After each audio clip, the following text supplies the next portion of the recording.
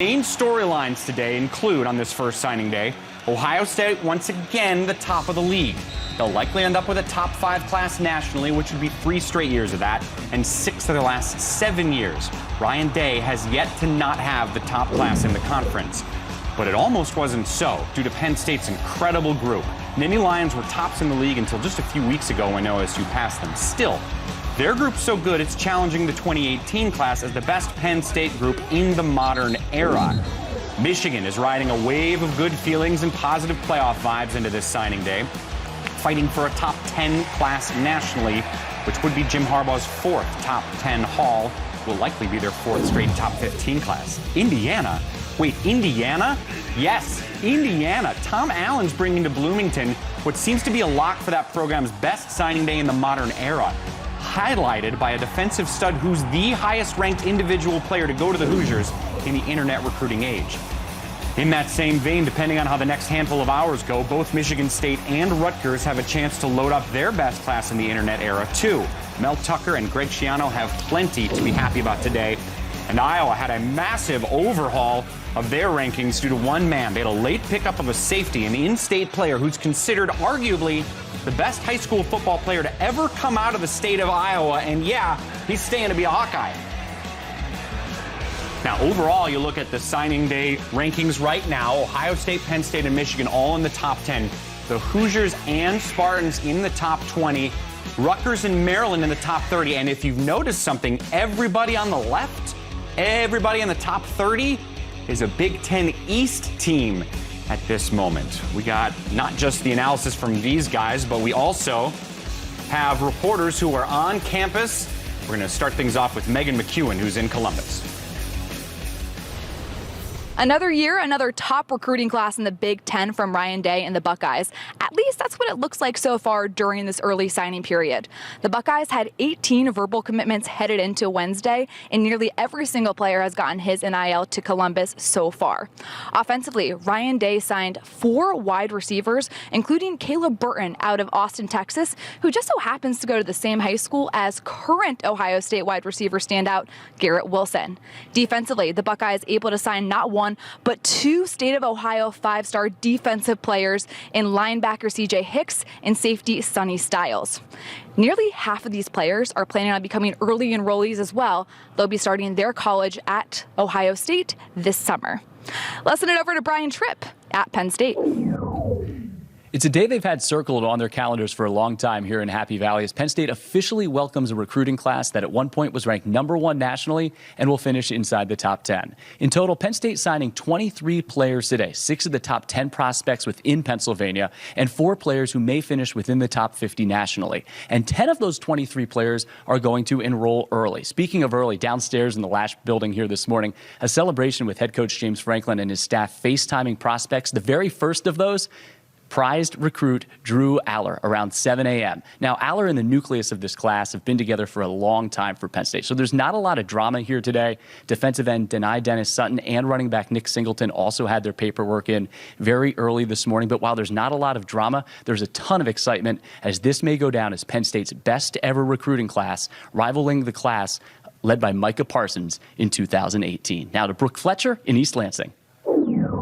Coach Mel Tucker and his staff have been busy over the last few weeks traveling around the country recruiting, leading up to today, National Signing Day. Some staffers calling it like Christmas morning. Now they have 21 commits so far. Caden Hauser, a 4-star quarterback out of California, getting a lot of buzz. Caleb Coley, cornerback out of Houston, Georgia, made a surprise this morning, announced he's coming to Michigan State. But they did really well recruiting in-state, but nationally as well. And Coach Tucker attests a lot of that to the success that his program had this year and the buzz that they're getting on a national scale. Now that buzz will only continue as his team competes in the Chick-fil-A Peach Bowl later on this month.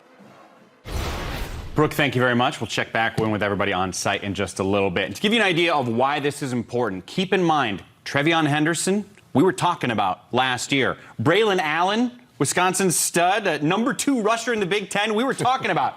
We might have talked about him as a linebacker, but that's not the point. No, I think I mentioned he might move to running back. We've burned that footage, right? Yeah, that footage might have been. Yeah, it's gone. But there's a lot of storylines to get to and a lot of players to get to. Let's start with this. It's hard not to talk about the team up at the very top yet again, because once again the Buckeyes have a top 5 class nationally. Yeah, it's almost like at this point, ho-hum, Ohio State, once again, a bunch of 4 and 5 stars coming in.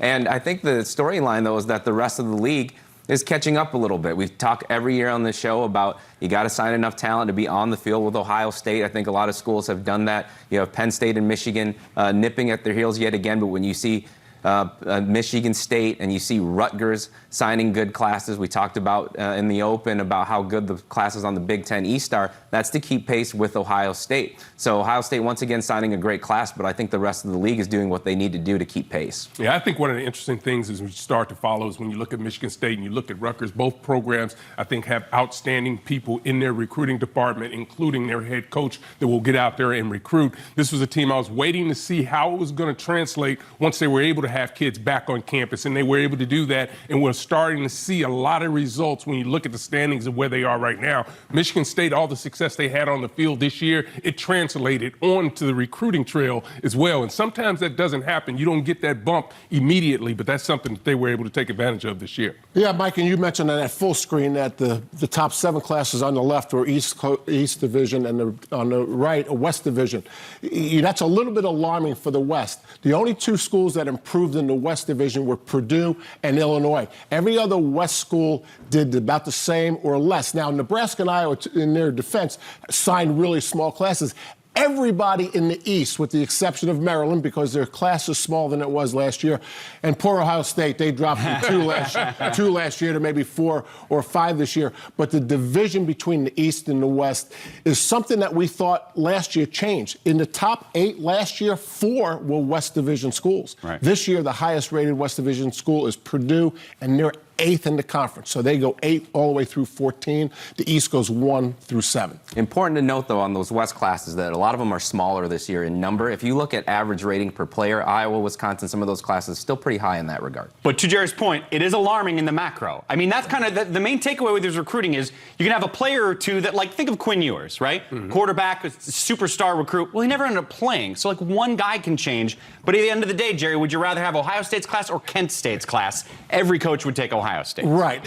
And the rankings, if you do the average star, it doesn't change it all that much. And the other issue is you're just bringing in talent. You take Nebraska, for instance, they're going to sign maybe 10 or 11 guys. It doesn't matter what their ranking is.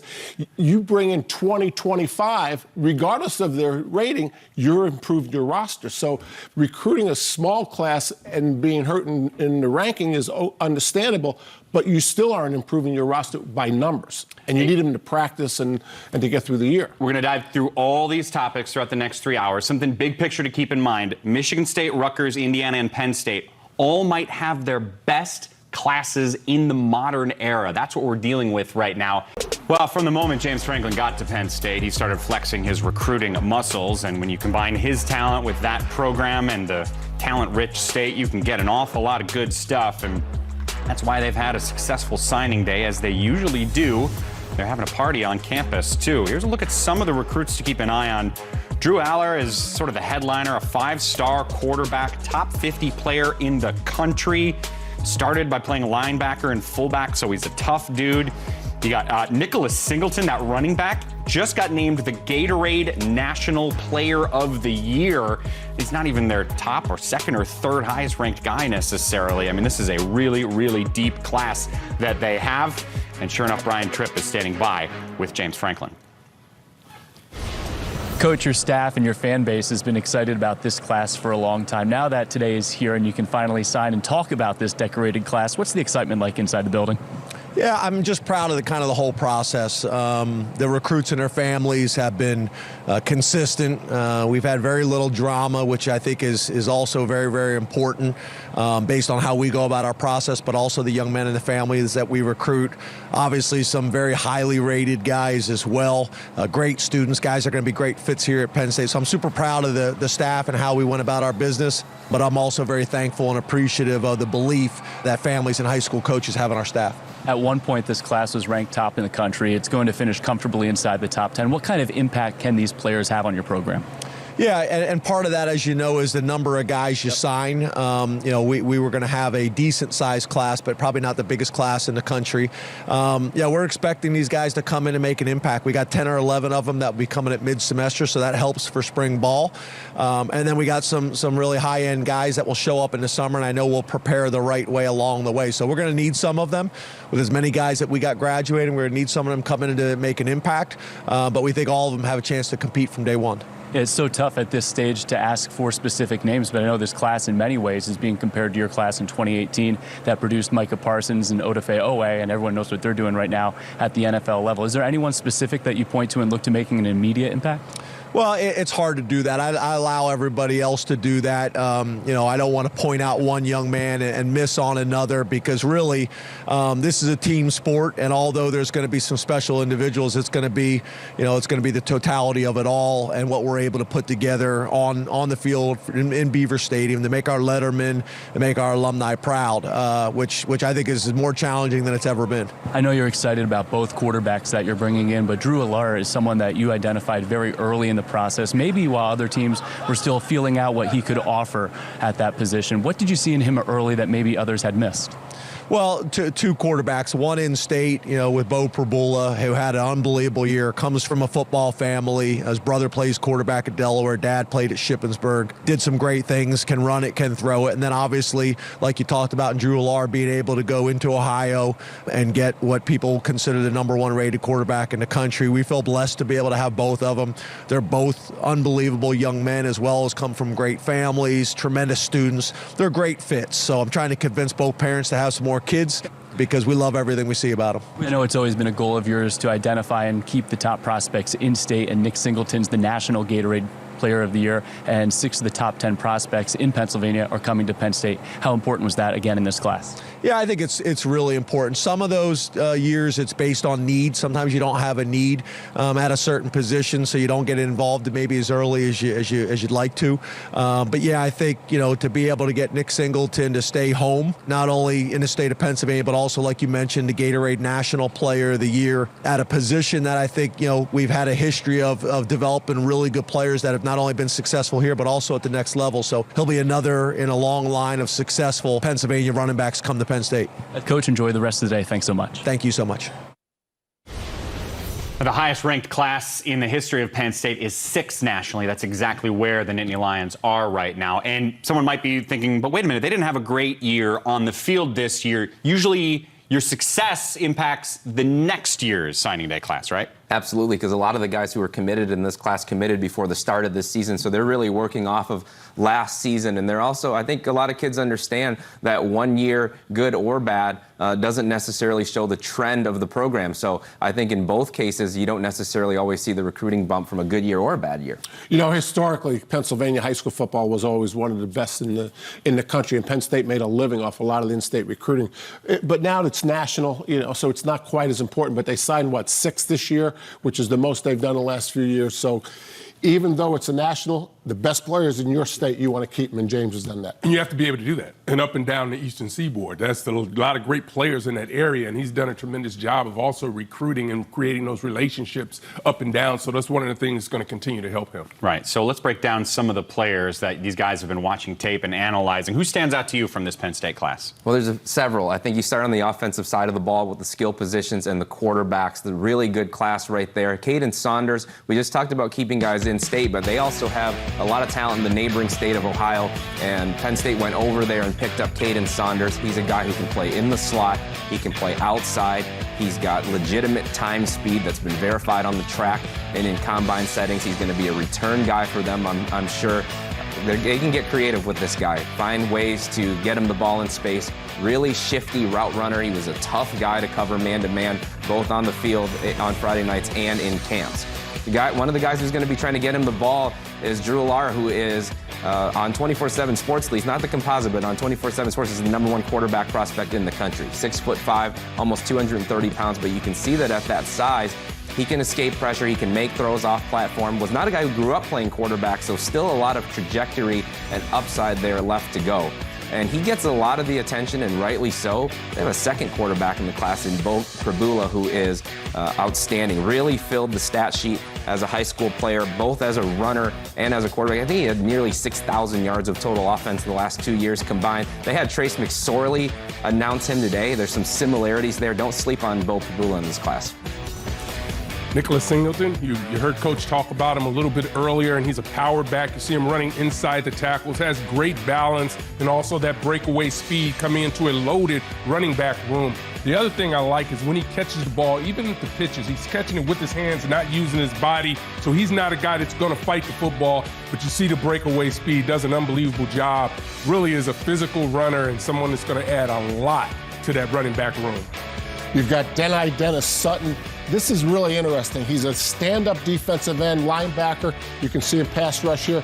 Now you're going to see him in down stance. This is a trend that started in colleges and is trending down towards the high school, where a guy can play in a 2-point or a 3 or 4-point stance. Here he is again in a 4-point stance. So it's really interesting how the college games impacts the X's and O's of the high school, and Denai is an example of that, Mike, that he plays up and down. We've seen them do in college all year. Everybody wanted him. Alabama offered, Georgia offered. He's a real talent. #1 player from the state of Maryland, and you see where James Franklin is going. Now, the Michigan Wolverines are right on their heels in the top 10 nationally speaking. This is the first time in 4 classes that the Wolverines were able to keep the highest ranked player in the state of Michigan. That's Will Johnson, a top 20 overall player, a cornerback. Guy was the top player in the state, also a great basketball player there. There's a guy not on here named Andrew Gentry, who's a big get. He took 2 years off from a Mormon mission, but transferred over to Michigan. Tyler Morris is a guy we're going to talk in studio with in just a little bit. Plenty of excitement on the Michigan Wolverines, and here's some added excitement. Keon Sabb will be one of their highest-ranked guys. He announced on signing day that this safety is going to be in Ann Arbor. This is a guy who was at the Ohio State-Michigan game. Pretty good game to be at if you're trying to recruit him to come and wear the maize and blue. Top 100 player in the country, nationally speaking. So let's break down this Michigan class. I talked about Will Johnson, Howard. This guy, I mean, just oozing with talent. And you see it as soon as you turn the tape on. He's one of those type of players that's going to be an immediate impact player for the program. And I think when they continue to bring in secondary players of his caliber, you really get the opportunity. He's a willing hitter coming downhill. You just see how long he is. He does a great job of being physical, wrapping up. And then you see him in coverage, really tracks the football well, goes up, high points it, does a great job. I think when they continue to bring in players like this in the secondary, you know, it's going to be, you know, what this team ultimately needs to be able to do. You see him run the guy down and also come up with the strip.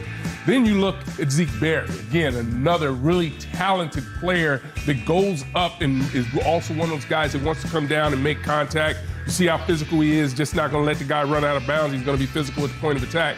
Skill set is outstanding. His timing and vision of what he needs to do, you really get an idea that these young men have been well coached and I think are going to be immediate impact players for Michigan. Can't wait to meet Tyler Morris when he comes in the studio. You see him here. He does a great job tracking the ball. He's aware where he is on the sideline, keeps his feet in. Really, really well done. You can see how he accelerates here. So he's in the clear. He sees the ball. He's got to accelerate to it. Perfect pass, perfect catch. Again, every wide receiver nowadays has to be able to run this play. It's a basic spread play where they get the ball to the outside receiver and they go one-on-one with defensive back. Tyler does that really well. Mike, you mentioned Andrew Gentry, offensive lineman. Let's start with a pancake. That's always a good way to start. A little bit of syrup on top. Now, the other thing here is you see his good sustain. He likes to stay on his feet. An offensive lineman who can play without pants on and just stay on his feet is always a good offensive lineman. Andrew has that. I mean football pants. Okay, I mean okay. the pads inside the pants. Just Mike. checking.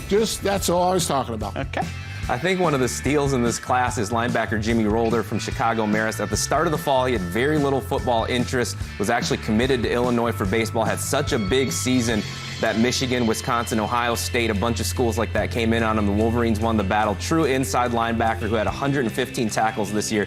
You see the physicality. He can really run. And a 6'9" in baseball, in the 60. I've never looked at a 60 time before. Apparently, that's pretty fast because he looks fast on film. That's a really good pickup right there. And then you have linebackers. You need big guys keeping blockers off them. Kenneth Grant, 335 pounds out of Merrillville, Indiana. But as you can see on this, not just a guy who was a plugger, not just a guy who's going to stand over the center and occupy him. This guy can penetrate and be athletic for someone so big.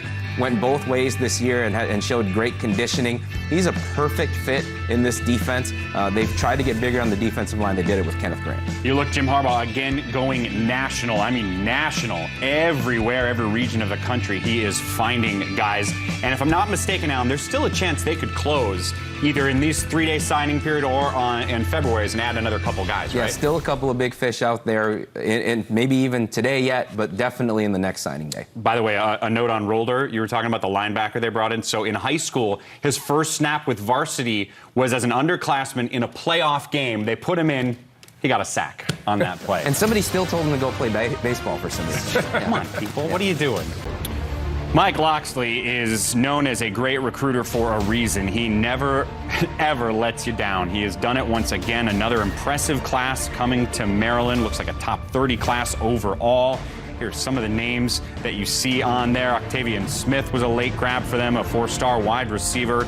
Preston Howard, quarterback in high school, really good athletic guy. But instead of me talking about him, we should bring in somebody else to talk about him. And that man is the wickedest man around town, the rare essence. That is Mike Locksley, the head coach of the Terps, who's good enough to join us now. And I mentioned that you're so good at closing strong. Before I get into specifics, I mean, on signing day morning, are you like chugging Tums, waiting to get some of these big names guys to say they're going to come to you? No, I'm more drinking Red Bull because with the way recruiting goes nowadays, you spend a lot of time talking on the phone to just about anybody and everybody that could help you maybe find a way to close the deal. And so, you know, what I've found is that with every recruit you sign, there's probably 6 or 7 other people that will be helping you or need to help you to get the deal closed. And so not as much Tums, but more Red Bull, working off of very little sleep right now. Well, let's talk about one of the guys you were able to bring in late. Ramon Brown, a running back. I believe you pulled him in just the day before signing day. Why did you want him? Well, you know, when we talked about looking at the running back position, you know, last year we signed 3 guys in the class, and we said if we were to take one, he had to be special. And when you put the tape on of Ramon Brown, he is a special player that we feel has the ability to elevate the room. He's a home run hitter, catches the ball well out of the backfield, very versatile. And then he also brings tremendous leadership. And I think, to me, that's the one thing, if I were to make a point about this class as a whole, this is the class that I feel will become the DNA of our player-driven culture that we're trying to continue to create here at Maryland. Why is that? Well, I think the big thing is, you know, you talked about it earlier. We've got 3 guys that played quarterback that are playing other positions. And as you know, the quarterback position is a natural leadership position. The other thing is when you look at the makeup of this class as a whole, a lot of them come from winning programs that they help build, which is very similar to what we're trying to create here. A lot of captains in this group. You know, when we did our research, I think over 70% of this class were all captains. And to me, I just think as we take the next step with our program, it's going to start with us creating that player-driven culture that's needed to become a championship-type team. We mentioned you're bringing in some quarterbacks, but somebody's got to catch the ball from those guys, which brings us to Shalik Knotts. Why is he so highly thought of? Well, to me, when, you know, you start evaluating prospects, you know, he has a very similar skill set to Dante Demas, a really tall, long, rangy guy that has a huge catch radius, explosive athlete. I mean, I think he's their leading scorer on the basketball team.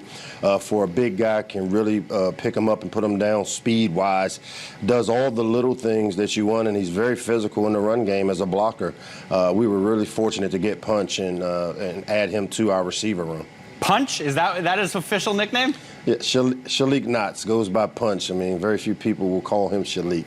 Oh, that's a heck of a nickname. I'd want to be called that, too. Let me ask you about one of the quarterbacks you're bringing in, Jaden Saray. What does he bring to College Park?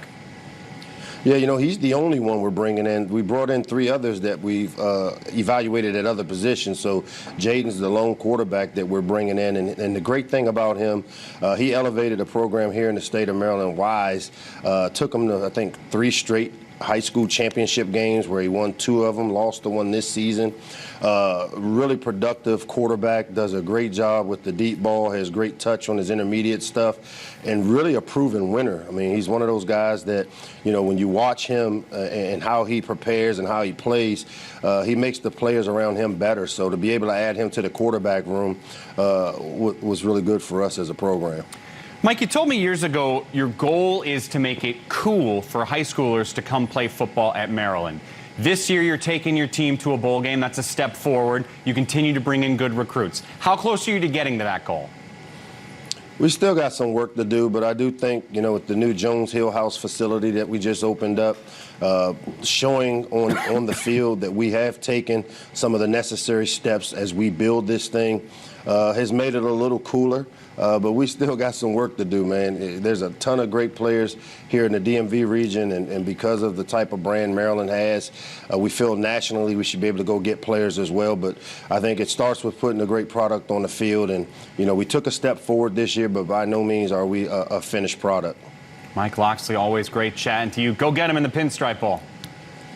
Thanks, Mike. Appreciate you. Mike Locksley, once again, doing a great job. And yeah, the Terps like it too. Deal with it. That's what it's like when you're Maryland and you got that guy bringing in talent. I mean, when we say he can close, he can close. Their class was 54th a day ago in the country, and he's got them in the top 30 now at this point. Who stands out to you from Maryland's group? Well, I think he needed those sunglasses to go down to Florida and pick up a couple of offensive linemen in this class. We talked about some of the skill guys that they're bringing in. Doesn't do you any good without some big guys up front, and they did a really good job going down to Florida and getting 2 of them who are actually high school teammates and guys that they had to protect late into this process. The first being Jacavion Nonar from Glades Central, a guy who, when you build an offensive tackle prospect, 6'7", 285 pounds with an 85-inch wingspan. This is how you want him to look. Also a basketball player, has experience playing on both sides of the tackle spots, right and left. And I think just a really high upside athletic prospect for them to develop. A guy who we could be looking back on in a couple of years as one of the steals of the class. And then on the other side of him, same high school, Keon Kindred, another guy who looks the way you want him to look at 6'5", 290 pounds. And both of these guys give you some flexibility to be able to play up and down the line of scrimmage. Keon also plays basketball. You're getting 2 kids who are 285 and 290 pounds who can easily dunk a basketball. It's hard to find those body types with that athleticism. I think they did a great job of going down and finding those 2. You heard Coach talk about Ray, the quarterback. Does an outstanding job with the deep ball. You see him just lays it out there, just comes off his hands so quickly. You see him in the pocket, does a good job with his footwork too. I don't know if there's a lot of things that they're going to have to make adjustments with there, but he's a natural leader, and I think that's what you want to be able to have. Coach Locksley knows what he's doing when it comes to quarterbacks. He's had some special guys around him, and for him to bring this guy in, I think he sees something special in him that other people may not have seen. You know, we call this guy Punch Knox. I don't know if you guys know that. A great job tracking the ball, really aware of where he is. He goes up after the ball. Again, he's right near the boundary. He knows where it is. He doesn't wait for the ball. He goes up and grabs it. You know, when you look at the Maryland offense, they use a lot of different receivers for a lot of different reasons. So he is going to fit into one of their positions. They're all a little bit different. Inside receivers, wide receivers. I see him playing on the outside. And as you see, they do focus on that area, and why not Allen when there's that much area in the talent in the DMV area? You don't have to go very far, but they did get down to Florida a little bit, so keep the sunglasses handy. Yeah. Turn our attention to the Fighting Illini. Here's a look at some of the big-name guys they are bringing in. In the middle, you see a wide receiver there, Sean Miller. Comes from Arizona, but specifically he played the last year at IMG in Florida, and there is a lot here from the state of Illinois. There are 9 in-state kids. That's the same as the last 3 years for the Fighting Illini combined. Bret Bielema has brought in his first full class as the head man in Chambana. He's joining us to talk about it now. And Bret, from day one, you said recruiting in-state was going to be important for you at Illinois. You've done a great job at that with this class. Why is it so important to recruit this state at this school?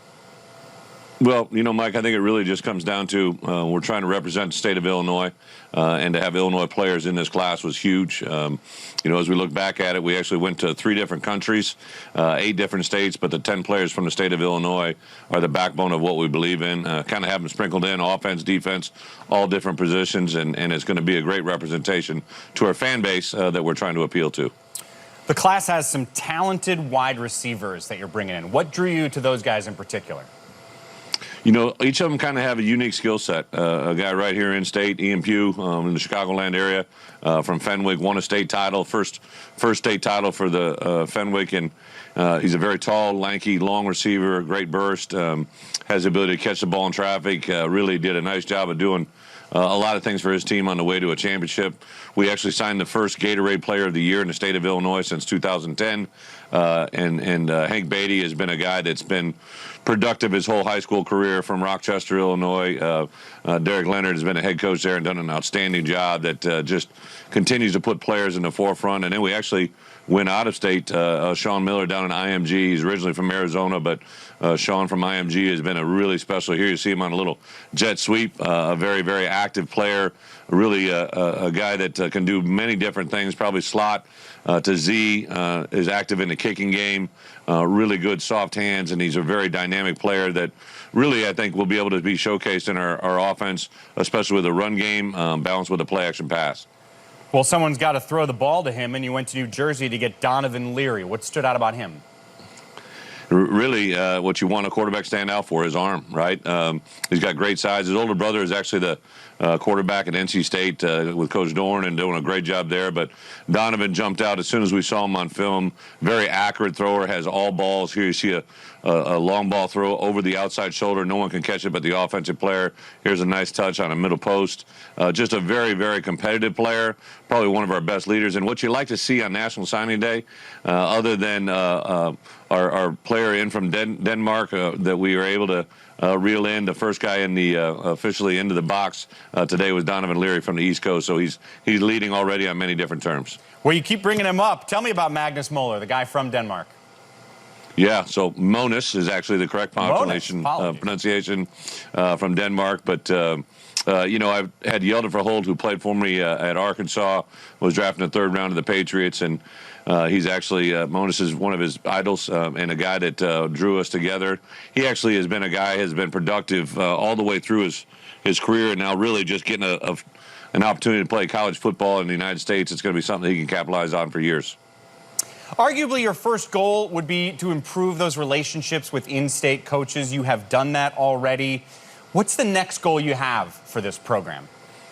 We got to win, right? We're a 5-7 team, one game away from a bowl eligibility, but that doesn't, close don't count, right? So we got to be able to win, especially at home. We did some good things on the road. Beat Penn State on the road when they were ranked, Minnesota on the road when they were ranked, played some tight ball games. Unfortunately, I had to watch from afar when we played Iowa, my alma mater, when I was in the COVID protocol. So we've done some good things, played well on the road. Now we got to get Champaign, got to get Memorial Stadium rocking. We've played well on the road, but we want to play well at home. To win the Big Ten West, you have to win at home against Big Ten West opponents, and that's what we need to do. Next up for Bret, he's going to lace him up in the annual bragging rights game, his first one as Illini head coach. Bret, we look forward to seeing you in a week down there in St. Louis. I appreciate it, Mike. Thank you very much. Happy holidays, ILL. So, Monis Moller, spelled Magnus. I'm not going to take too much heat for that one. No pronunciation. I'm just saying. There he is officially. Sure, we'll decide how much heat you take, Mike. 6'8", 300 pounds, and Bret Bielema comments, such an awesome photo, what it's all about, all the way from Denmark. And that's what's interesting to me about this, Howard, is he can go all the way out to Denmark, but he's talked from day one about the importance of staying home. And it's not just getting anyone from home. Yeah. They got as many top 20 state of Illinois kids as they got the last 4 classes combined. Yeah, so depending upon who you're talking about, that's a good thing, right? Because it wasn't happening. They really weren't recruiting the city and really the state. So now they've gotten back to that. And Beatty's one of those guys that they've had an opportunity to step up as a linebacker to make a lot of plays for him. And you see him coming off the edge, makes a great move, a second move to get back and sack the quarterback. Now you see him standing up. You talked about that, Coach. did a great job of inside, really pressing inside. Used the wrong arm, wants to always keep that outside arm free, but he was able to show the athleticism. Then you see him running the guy down and creating a fumble. This is what players have to be able to do, and getting a guy like that is big for him. Sean Miller, and we heard Coach Bielema talk about it. We've already seen this play when we were talking to Bret. He can play a lot of different positions. They need wide receivers. It was one of their point of emphasis. Really runs a good route here. This next play you're going to see, everybody runs this play that runs this style of offense. Again, throw it out to the wide receiver, have another wide receiver block for you, and get a feel for where the defender is. Really well done by Miller on that play. You know, one of those guys that they kept at home in state was Aiden Laffery. He had a lot of offers to go elsewhere in the Big Ten, Iowa, Michigan State, a guy who played on both sides of the ball. As you can see, has some real speed. You never know exactly how fast a guy is on film sometimes unless they have track times. How about this? 10.58 in the 100-meter dash. He has legitimate speed. I think he'll probably start off on the offensive side of the ball, but he gives them some options. And then Jordan Anderson, as far as guys in this class, I think had maybe one of the best senior years of anyone in this group. A multi-positional guy, a big tailback at 6'2", 6'3", 230 pounds. It's going to be interesting to see how they use him. I think he can play H-back. I think he can play tailback. You can throw him the football. You can hand it to him. This is the kind of guy that Bret Bielema's had success with at his other stops. They're going to find the right place to use him. Here's a look at the recruiting map for Illinois. Again, a ton in the state of Illinois. They did go down south a little bit, but just a real big uptick for them when you consider the last full class that Lovie Smith had was ranked 88th in the country. Bret has clearly taken that program into a large step forward. Scott Frost has historically done a very good job recruiting for the Nebraska Cornhuskers year after year, a top 25 class. Here's a look at some of the names he's bringing in this year. Jaden Gold is a cornerback from New Jersey. A guy who was committed to USC, but when Lincoln Riley was moving around there, all of a sudden he became available. Top 200 player in the country and the number 2 guy from the state of New Jersey. Just one of the guys that Nebraska is bringing in. Now, the man who in high school once threw a shot put 61 feet is going to join us right now. That is Scott Frost. And thanks for your time, Scott. How would you describe this class this year? I'm excited about it. You know, we're in a unique time in college football with everything changing. We knew we were going to sign a smaller class this year. With all our kids getting COVID years back, we definitely want to keep some spots available to try to find maybe some more kids that can be immediate help. So we're really selective. We wanted to try to sign the best kids that we could out of the state of Nebraska in the area. Some kids that we thought were high potential kids down the road, and also keep some spots in our back pocket. Anytime you got chips left, then you got a seat at the table there, and kids come available, you got more chances, and I would suspect we're not done yet for the year. Well, that was what I wanted to go on. I mean, it is clearly the smallest class you've had by a large margin. So the reasons are that basically so many of kids are getting that extra year for COVID that there just wasn't that many spots available? Yeah, I tell you, I don't know how many coaches have told you, but keeping track of roster numbers right now is like doing calculus sometimes. I think there was a time last year, I think we had 57 freshmen on the roster between freshmen and redshirt freshmen and sophomores that got a year back and incoming kids. So we got a young roster. A lot of our most important and key players from the year are coming back and are still really young. So there just weren't going to be that many spots. And like I said, we want to try to save some and try to address some immediate needs. So we were really selective with this class. I mentioned a guy named Jaden Gold, cornerback out of New Jersey. What excites you about him? He's a really good player. I really like him even better as a kid, getting to know his family. Somebody that we recruited hard for a long time, and with so much change in college football and coaches in places, some kids became available that late that we didn't know were going to be available, and he was a guy we loved all along, and we're lucky enough to get back in on him and bring him to Lincoln. There's a tall quarterback out of San Antonio. What do you like about Richard Torres? You know, we're really careful with quarterbacks, and I always have been, of who we bring in. Richie's a guy that I don't think got recruited as much as he deserved to, and then got hurt his senior season. But when you put his highlight tape on and just see the arm talent, it's special. You know, we're going to probably be putting it up in the air a little bit more and need guys that are going to be able to do that. Really excited about his potential. Some of the things that that he did throwing the football remind me of when I recruited Justin Herbert to Oregon, and I think they have similar arms. So the rest of it just comes down to being a playmaker and making plays on the field, but we look forward to working with him. You got a top 5 in-state kid named Ernest Hausman. Cool story. He moved from Uganda when he was 5. And in terms of his football skills, though, what should Husker fans know about him? I think Husker fans know the in-state kids pretty well. But, you know, some of the kids in Nebraska, I think if they lived in some other places, would be recruited a lot more than they are. And yeah, we're really excited about him. He hasn't been playing football as long as a lot of kids that grew up playing football from the time they're in Little League. I think he's got a elite talent and potential, and I think the longer he plays football, the better he's going to be, and really excited to add him to our young group of linebackers. Scott, when you look at the transfer portal, do you look for who's best available, or are you specifically trying to get 2, 3, or 4 positions that you're trying to find the best guys there?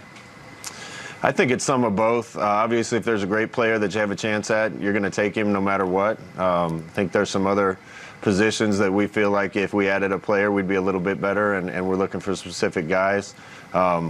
There's a ton of kids in the portal right now already. It's hard to keep track of all of them.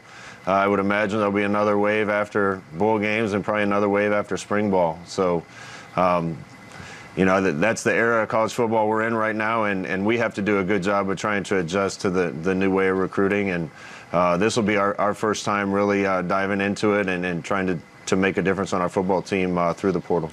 Scott Frost, congrats on the class. Thanks for your time, and have a great holiday, man. Merry Christmas. Good to see you guys. All right, let's break down some of the players they're bringing in. And Howard, I talked about their highest-ranked recruit, and you heard him break down Jaden Gold. What do you see when you watch his film? The first thing that stands out is the length, right? You talk about being a corner, being 6'2", that gives you a lot of flexibility when you talk about the way the wide receiver position is being covered these days.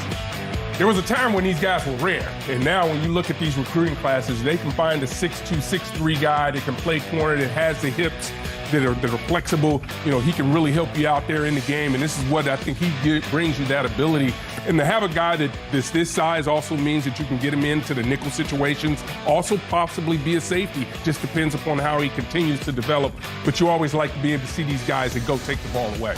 Yeah, one of the guys mentioned in that last interview with Coach Frost, Ernest Hausman. I think when you look at this class as a whole, a lot of long, athletic, multi-positional kids. Played linebacker for a lot of his career, but what impressed us over the last 2 seasons as well was his production on the offensive side of the ball. Over 1,000 yards as a receiver those 2 years combined. That athleticism translates really well, and he's going to be a guy who can use that to drop into coverage. I think they can do a whole lot with him. Similarly, Jaleel Martin, who's from Chicago Kenwood, rising program in the Windy City, guy who played both sides of the ball, even had to play some quarterback growing up, has played safety, has played cornerback, has played wide receiver. I think ultimately safety is probably his best spot, but you're looking at a kid 6'2", 6'3", 190 pounds, who's going to come in physically ready to compete. Fought through kind of the strange year as a junior and had a really good senior season. And speaking of multi-positional guys, Gage Stenger right there in Omaha, an in-state guy who they flipped from Kansas State. He was an outstanding high school quarterback. Filled the stat sheet in every way imaginable. Tackles, interceptions, as a passer on offense, as a runner on offense. Just really an outstanding all-around football player. Had a really, really good senior season. I think he's going to be a linebacker, though. Richard Torres, and we heard Scott Frost talk about him, about being under-recruited. He really likes him compared to A-Bear out at Oregon. He makes something happen here. He's a scrambling guy, a little underthrown here. You're going to see another one in the same situation where he's got to scramble. This time it's a little better pass, but this is a guy, and Scott Frost said they're going to throw the ball more. They recruited him for his arm. Really has a lot of potential. You see where they're going. They are going across the country to get guys, as they usually do, from down in Florida to up in New Jersey to over in California. And again, this is not going to be anywhere near their best or highest ranked class. And not all of that is because of size, but it should be said, at least the last 8 classes, they had 20 guys or more. And they're down to only 12 in this particular group. Purdue Boilermakers bringing in some talented players once again. Brady Allen up at the top of the list, a quarterback, one of the top 10 players from the state. Tall guy, 6'5". Joe Strickland, a defensive lineman, another guy from Indiana.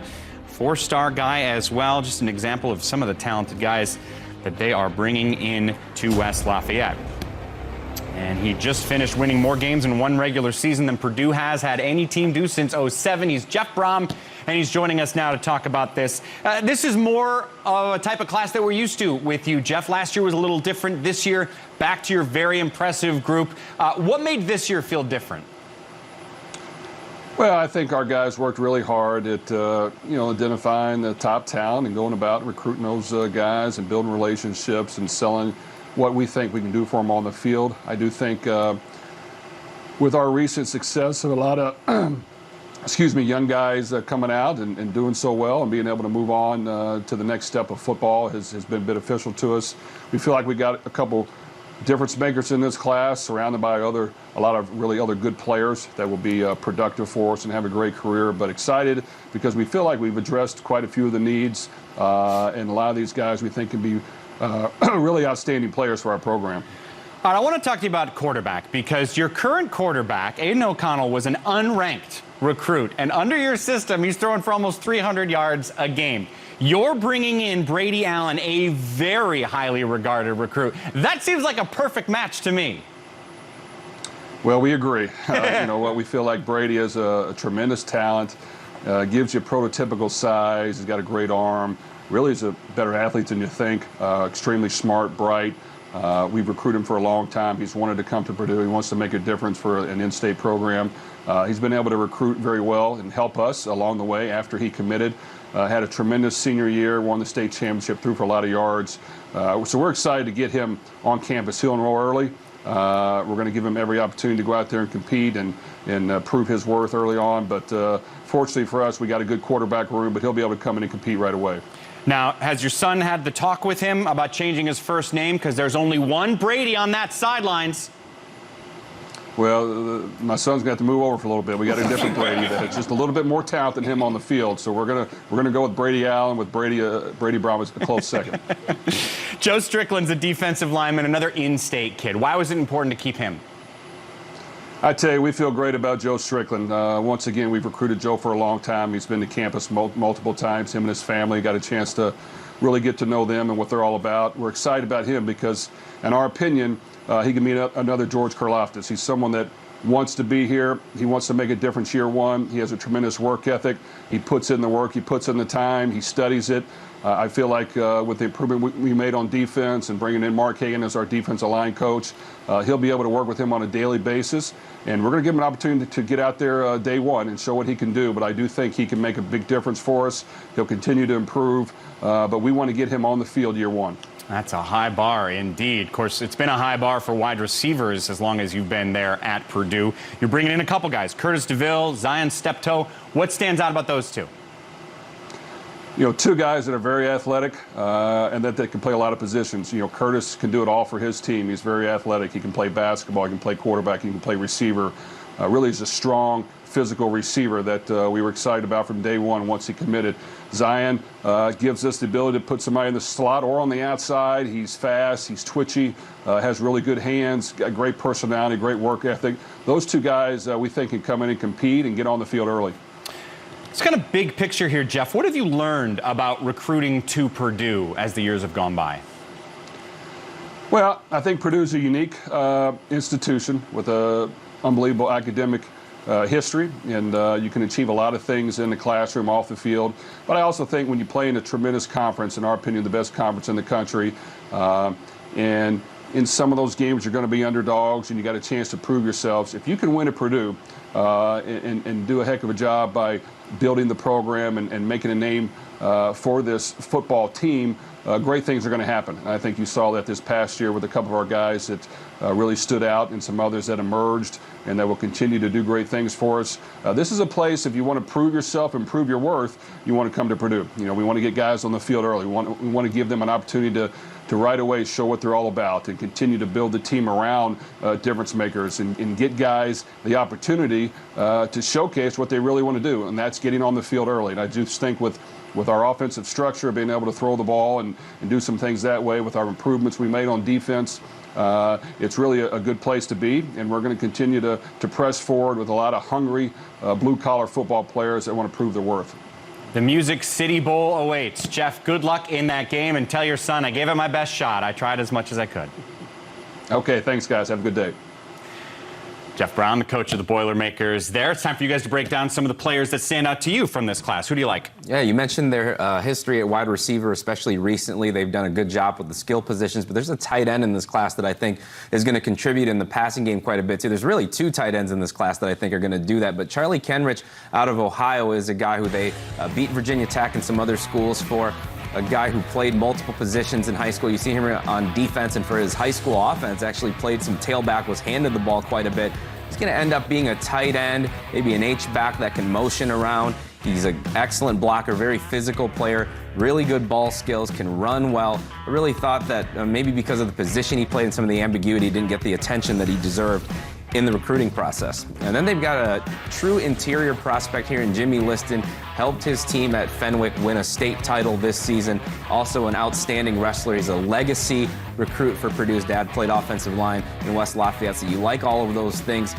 Very strong, hardworking kid, smart. Wouldn't surprise me to see him anchor the offensive line for several years. He's got those kinds of traits coming in and intangibles.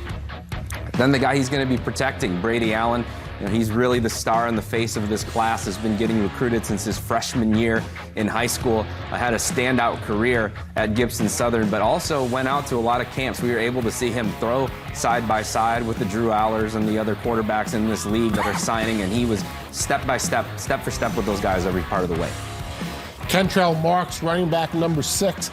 You know, think about it. The defense is straightened out. They've always been able to throw the ball.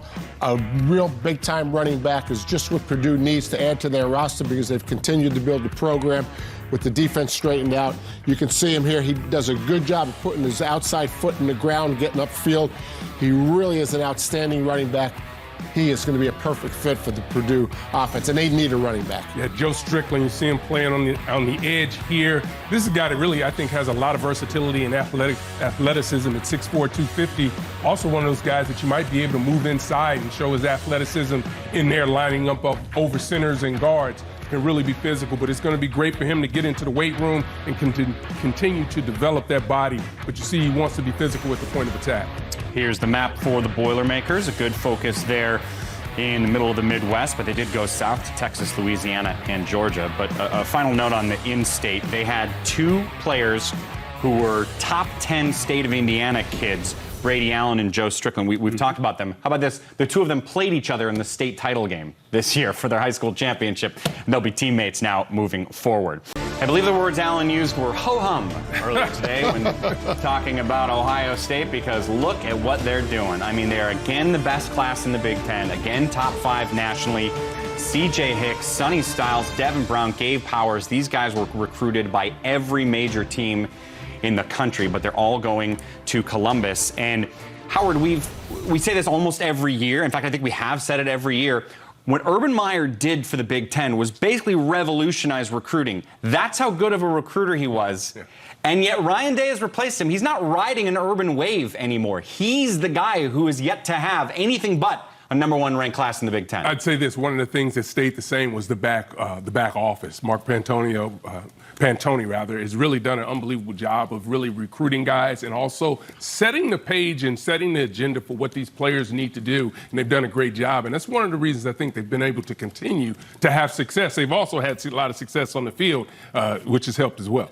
Yeah, and the great powers always have a leg up, right? The Michigan, the Penn State, the Ohio State, regardless of how you change the recruiting rules, they're always going to be the best. If one thing happens, the head coach has to be the lead recruiter. So it's not like you can just go to one of these power schools and be an average head coach as a recruiter and keep this going. So Urban Meyer and Ryan Day, that's what they've done. Greg Schiano said when he was at Ohio State, he said, I thought I was a hard-working recruiter. They're unbelievable there. And we're going to talk about Rutgers class here soon, and that's one of the reasons they've done so well as well. Yeah, and to be clear, I said ho-hum because we've come to expect That's it. what I'm saying, The class exactly. itself is ho-hum, but, you know, you've talked about the assistant coaches and how they've replaced some of those who have left. Their off-the-field recruiting staff is also outstanding. We say it every year on this show. They deserve a lot of credit for the work that they put in. The hard work starts really at that ground floor with those off-field recruiting guys. It filters up to the assistants and to the head coach. It's a well-oiled machine over there in Columbus. They specifically have been so good at getting wide receivers. I mean, a couple years ago, 4 wide receivers, all top 100 players. Last year, 3 wide receivers, all top 100 players. This year, they've got 2 of the top 10 wideouts in the country. But as we break down some players right now, we're starting with their highest-ranked guy. That is C.J. Hicks, the #1 player from the state of Ohio. Yeah, and he deserves it. He's a multi-positional guy. We're going to like him playing linebacker at the next level, but he's even played out at some cornerback, done a lot of different things in his career, but transitioned to more of a linebacker the last couple of years in high school. A very aggressive, fast player. He's a guy that they're going to be able to match up. Yeah, the tape shows that a little bit. He's a guy they're going to be able to match up with slots and running backs in coverage, and he's going to have no problem doing that. So he can blitz, he can come forward, he can drop into coverage, as you see here. He's done it with pads on. He's been an outstanding camp guy. He's really one of the guys who I think is an impact guy in this class and may be able to even do that as early as this fall.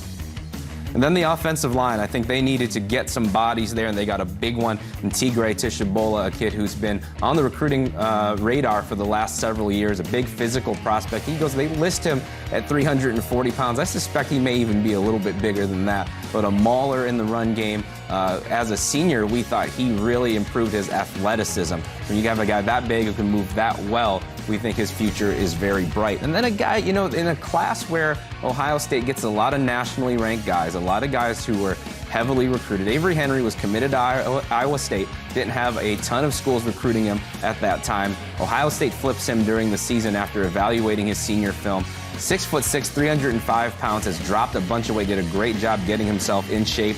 Also a really, really good basketball player, multi-sport guy. I think he has a lot of potential, but maybe isn't a guy who gets talked about a ton in this class. A real area of need for Ohio State is linebackers. We talked a lot about the scheme during the year, but they had some depth problems at linebacker. And here you see Gabe Powers. He's got really good speed. You can see him on the pass rush. Nice strip sack. Here he is again. He's under control in the open field, tackling the guy, which you have to be able to do now as a linebacker against all of the spread attacks. Really physical on that tackle, Howard. He's a good one. I wouldn't be surprised if he helps right away. Yeah, Devin Brown, a quarterback, really does a great job in the pocket. You see his presence, and you see the arm that he has, really anticipating the wide receiver coming across the middle. Shows you the athleticism that he has, again, really stepping up in the pocket, looking to throw the ball down the field, not necessarily looking to run right away, but then you see the quick feet right there. He's able to get under the defensive end and make it in for a touchdown. You see the touch on the ball, just lays it out there. That's a great catch as well. Having guys like that on your roster is going to be huge for them. The styles, we talked about these guys at the 6'2", 6'3" level. This guy's 6'4", and playing safety, really, really rangy player. He shows you that he wants to go out and be a willing hitter as well. You see him going across the formation, diagnosing the play right away and making plays happen. And you want to see, as a defensive back, you want to see them take the football away when they have opportunity. Styles was a high school junior this year. He reclassified to be in this class. He was the #6 overall prospect in next year's group, nationally speaking.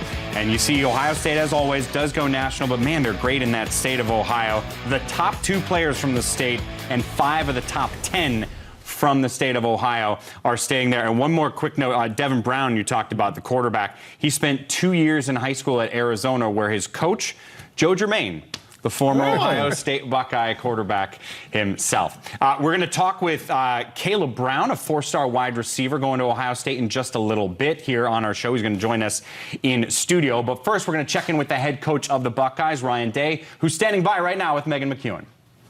I think when you look every year, you have different needs, and we fit those needs. I think when you look at the quality of the guys that are signing here today, it's as good as there is in the country. We have 17 guys, and the class isn't done. We expect to kind of sign north of 20, but very, very, diverse group. I think when you look at the combination of their athletic ability and their ability to get on the field early, but also the type of people they are, their families, and being able to sit in their homes and get to know them this year coming off of COVID was critically important for us, because I think in college football now more than ever, the type of people that you're bringing in are very, very important. And these are really, special young men, great families, and have a chance to be really good. A lot of families that have ties to Ohio State, and also when you look at the offense, you signed 4 wide receivers. One player, Caleb Burton, went to the same high school as Garrett Wilson. Why was the receiving core important for you to tackle? Well, you're losing some guys here. Garrett will be moving on to the NFL, and Chris Olave is moving on, and so we need some guys to step up here. And when you look at the guys that we have in our group that are young, that are coming in, we feel really good about that. But we needed to, hit a home run with a bunch of these guys. We feel good about all 4 of them. Brian Hartline's done an excellent job of recruiting them and developing that room. So I know they're going to come in here and want to play. Defensively, you signed 2 5-stars. Both of them are from the state of Ohio. Why is it important for you to get those 5-star players to stay in state? Well, really, these guys have done a great job. They've worked really, really hard. But most importantly, for the state of Ohio, we have got to have guys in the program who are not only great football players, but understand what it means to be a Buckeye. And that's really, really important, especially in today's day and age when there's guys kind of moving all over the place. And, these guys have done a really good job of helping recruit the class and understanding what it is. And I know when they get here, they'll continue to build what it means to be a Buckeye. Linebacker C.J. Hicks, I hear, was named Captain Buckeye as well and kind of helped just spread the excitement about committing to Ohio State. How special is it to have a early commit like that who is so passionate about where he's going to? Well, he was a big part of it. And there was other guys, but I'd say CJ, like you said, was probably the captain of the class. He did a great job of jumping on early and then really identifying who he felt like fit us because he knew Ohio State so well, knew our culture. His mom, Tiffany, has been unbelievable. And so they've really helped us identify the class. He did a really good job of connecting at some of the events like the opening and some of the camps that he would go to. But just through social media, these guys have learned to build a relationship. And I think that's probably one of the things that is so different now as opposed to like 10 years ago when you showed up on campus, you didn't know the guys in your class. Now these guys have become tight and they kind of build the bond through the recruiting process. This is going to be the 3rd straight year where you have the #1 recruiting class it's looking like in the Big Ten.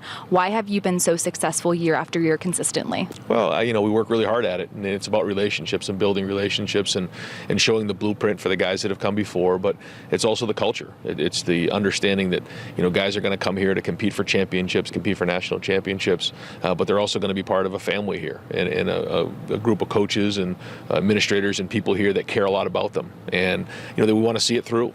It's not just about winning. I mean, that's a big part of it, but it's the entire package, and we feel very, strong about that and the culture that's continuing to build here. Thanks, Coach. Appreciate it. Okay. Rutgers has an incredible group right here. By the way, this doesn't even mention Gavin Wimsatt, the #1 player from Kentucky who ended up enrolling early, but he should be a part of this class, which would help them look even better. Still Jacob Allen, #1 player from New Jersey. Moses Walker, the #1 player from New York. Some really talented guys here. On the whole, it is regarded as perhaps the greatest class in Rutgers history, and it's brought in by the head coach, Greg Schiano, who's joining us now to talk about it. Greg, this is the type of class that Rutgers fans in their dreams were hoping you would be able to bring in. How important is this group of guys to you? Well, I think it's really big. It's a big step for us.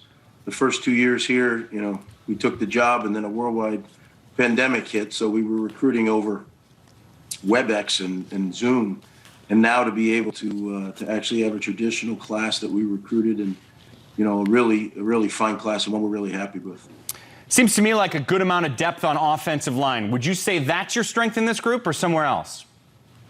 Well, I think it's a group that can really run, but we had a real need in the offensive line. That was one of the things when we got here, we quickly identified, and it's not something you can fix right away. So even with this group of linemen that we signed, they're young kids. They're going to have to be developed, but it's a great starting point for that offensive line. This is the first time that Rutgers brought in the top-ranked kid from the state of New Jersey in a decade. Why is Jacob Allen so talented? Well, he's a really talented guy. I mean, he's a very athletic, big lineman, but, it's been that way for a while around here, but, this isn't anything that we weren't doing the last time we were here.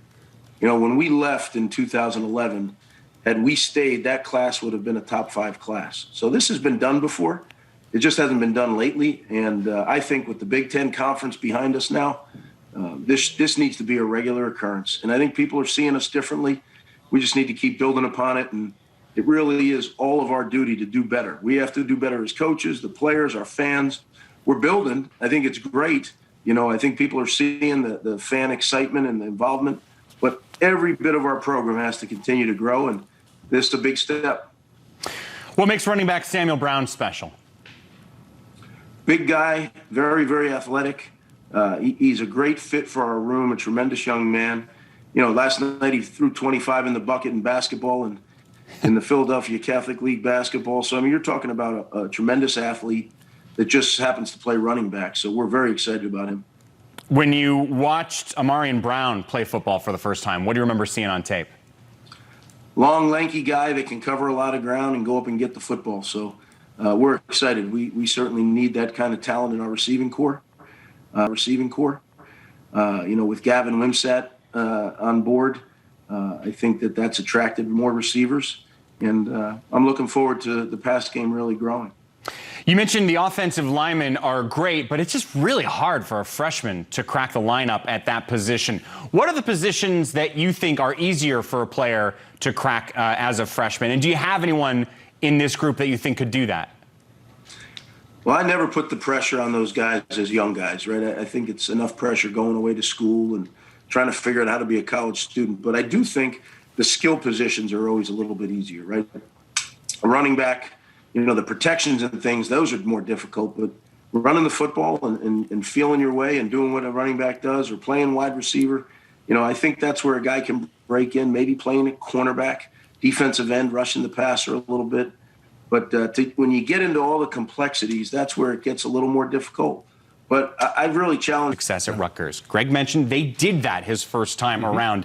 They hadn't had a guy since come there. That kind of big picture for Rutgers is what's got to make Rutgers fans most happy right now. Well, they should be excited because they've got a head coach and a staff right now that can get them excited. That's going to be able to go out and hit the recruiting trails and put that fence around their own backyard, as that people like to hear. But it's really about the product that they're putting on the field. They're going to continue to get better at Rutgers, and great players are going to continue to want to be there and be around. And I think that's really the momentum that they're driving with now. If you want your staff to be relentless recruiters, you better, as a head coach, be a relentless recruiter. And that's what Greg is. And the other thing Greg mentioned is last time he was at Rutgers, they weren't part of the Big Ten. That's a big-time plus. The other thing that Greg didn't mention is his job before Rutgers was Ohio State. Big back room at Ohio State. Big back room at Rutgers. State-of-the-art, graphics, everything that you can do legally, Rutgers does in recruiting. And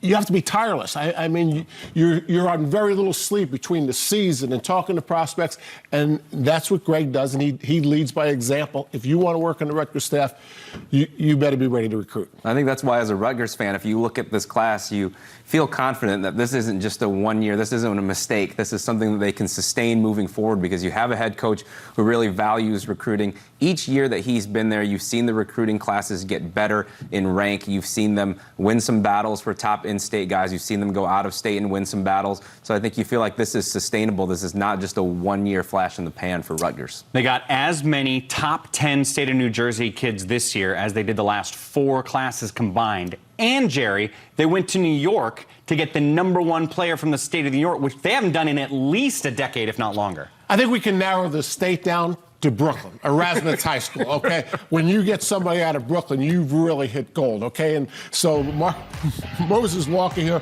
linebacker, he's really a guy who presses the line of scrimmage. The first 2 plays you're going to see, he diagnoses the play, he crosses the line of scrimmage, and he obviously can make some contact. But Greg Schiano said this during your interview, Mike, this class can run, and Moses is an example of a guy who can run, and obviously he can make some contact. Anthony Johnson, another one of those linebackers. You want your linebackers to be physical at the point. You want them to play with bad intentions, and that's what this young man does. You see him sliding across, shuffling his feet, diagnosing the play, and getting in the hole, and really standing to back up. And that's what you need to be able to do. You need to be physical. You need to understand what the scheme is. He's going to continue to develop as an athlete while he's there, but you see that he wants to run through people. Play with bad intention. Good thing if you're a linebacker. Went over to Springfield, Illinois, and got a commitment from Rashad Rochelle. You see him, he's playing slot receiver, but he started off as a quarterback, a dual threat guy, extremely fast, went to several camps and combines and was the fastest player tested there, was also an outstanding return man. I think he's going to transition easily to be able to be a slot receiver that you can hand it to on jet sweeps, you can throw him short passes, and he's going to be able to continue to be a return man as well. They went over to Indiana and got an athletic defensive end in DJ Allen. Beat several other Big Ten schools for him, as well as some SEC programs. 6'6", 6'7", also a high school basketball player. A little bit on the raw side, but has great developmental upside. Athletic, long, has plenty of room to fill in, was productive the last 2 seasons. Saw a lot of improvement in him between his junior and senior season. I think he's one of the steals of this class. Then on the offensive line, you have Kobe Asamoah from Pickerington Central in Ohio. He's another guy who I think is a steal in this class. Plays outside at tackle here, but I think he's going to move inside at the next level. Had never thrown shot put before in his life, went out last year and was 7th in the state in that. So he's got some athleticism, has some strength. You see the way he's built here, very low center of gravity. Don't be surprised if he's a standout for them in several years. And a large focus for this class, obviously, is in the Northeast area. They have more 4-star players this year than the last 4 signing days combined. That's how good it is in Rutgers. Their highest ranked class ever is 23rd. They are fighting to beat that this year. Could be the greatest class we've ever seen. Greg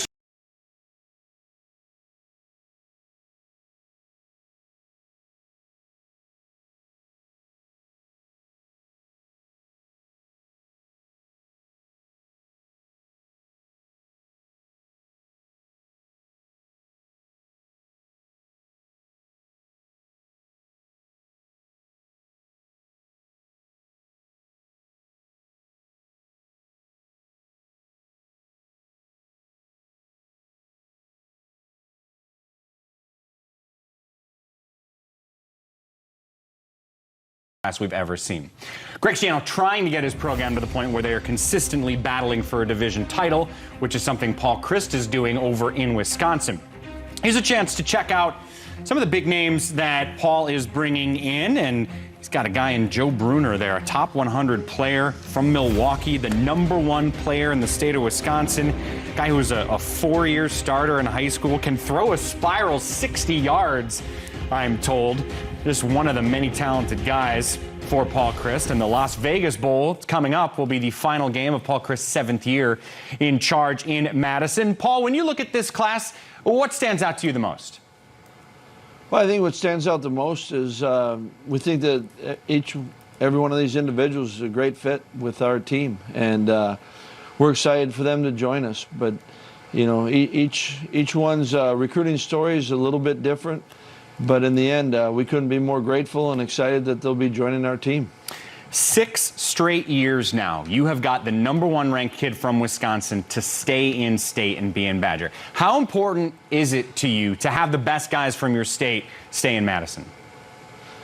Well, I think it's always important, you know, to University of Wisconsin, and we want to build it, you know, certainly starting with in-state kids, but we know that it's going to take guys from everywhere, and you know, we're excited certainly about Joe and really all the guys that come. And what I appreciate from groups we've had in the past is, you know, whether they're in state or out of state, they quickly come to realize that this is a special place, and what we get to do together is meaningful. But yet it's always important to get the guys in state and to keep them in state. We think we got good football players in this state, and to be able to do it with them, it makes us better.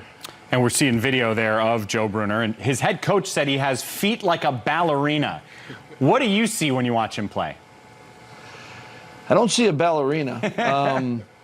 You know, I love the way that he plays. He loves the game of football, and certainly he's got very good athletic ability to go with his size, but I think he competes, and you know, he's a guy that wants to, you know, he's a good player now, but wants to grow and wants to get better. But you know, it's a guy that I think certainly has talent, but what I like about Joe is that he's got a desire to truly try to become the best player he can be, and I think that could be something special. Another in-state kid is a quarterback, Miles Burkett. What kind of potential does he have? You know, Miles is, we're excited about him, and you know, certainly a guy that we've known for quite a while, and you know, won the state championship, and you know, very successful team and program there. But you know, Miles he's got all the talents you look for in a quarterback. But what I love about him, I think that he's a tremendous leader. He's tremendously competitive. You know, he's a connector with this class of recruits, but also has already started connecting with, guys on our team. And so I think a lot of the things you look for and you value in a quarterback, Miles has. Paul, think back to your first year as a head coach. How are you different as a recruiter now versus back then? Well, I think that, you hope that you're always growing and improving. I think there are some things that I also hope never change, and it's, to me, recruiting's, about finding the right fit. It's a fit for our program, for, which kids you want to bring in, and for each individual prospect, what's best for them. Because I think then you have a chance to really, if that fit is right, you've got a chance to maximize. And I think that all your experiences that you go through, you learn from them. And how can I be a better communicator? How can we message better? But it's, you don't do it alone. I'm lucky to do it with a bunch of people, and there's so many that take part, and especially this class here. It's been a unique journey, with COVID and them not being able to take, be on campuses, and so I appreciate this group. You're grateful for every group that joins you, but this one's had a little bit different journey, and couldn't be more excited to have them joining our team. Paul, when you're on the recruiting trail, if a parent asks you about NIL, what would be your answer? I think you got to tell them the truth, and I think you give examples of what kids are doing at your place, and each individual, it's different. Certainly it's available for everyone, and just in kind of the short time that we're dealing with NIL, it's I think there are so many different avenues that you can go down, and I think it's understanding who you are as an individual, what you're trying to get out of it. I like the fact that there's an opportunity for our young men to be able to take advantage of it, but it also has to fit within their personality, what type of commitment they want to make to it. And so I think you start having the discussions, and you also got to, I think, truly talk about the truth on it, and this is where it's at, and this is what people are doing, knowing that it's gonna change. We're just really still in the middle of year one, and we know that it's going to continue to change. Paul Chryst, Badger head coach. Have fun down in Vegas. Have a great holiday. Thanks for joining us, man. All right, thanks. Well, here's that guy we were just talking about, Miles Burkett. Yeah, his mood is Russell Wilson dancing in a Badger uniform. That's a good mood to be in. That's a jump around?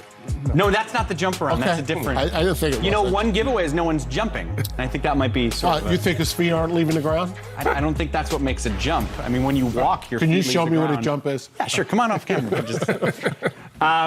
Howard, this is maybe not, historically speaking, doesn't have the depth of star players that Wisconsin has, especially last year, brought in.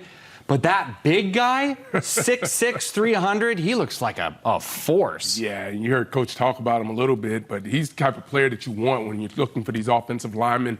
They have the ability to attract him. He's a top player in the state. You watch him, he plays a little high, but that's understandable for a young player. But he still has a lot of power. You see him working up to the next level. You wouldn't want to be that kid in the morning after getting hit like that. But just his ability to move his feet.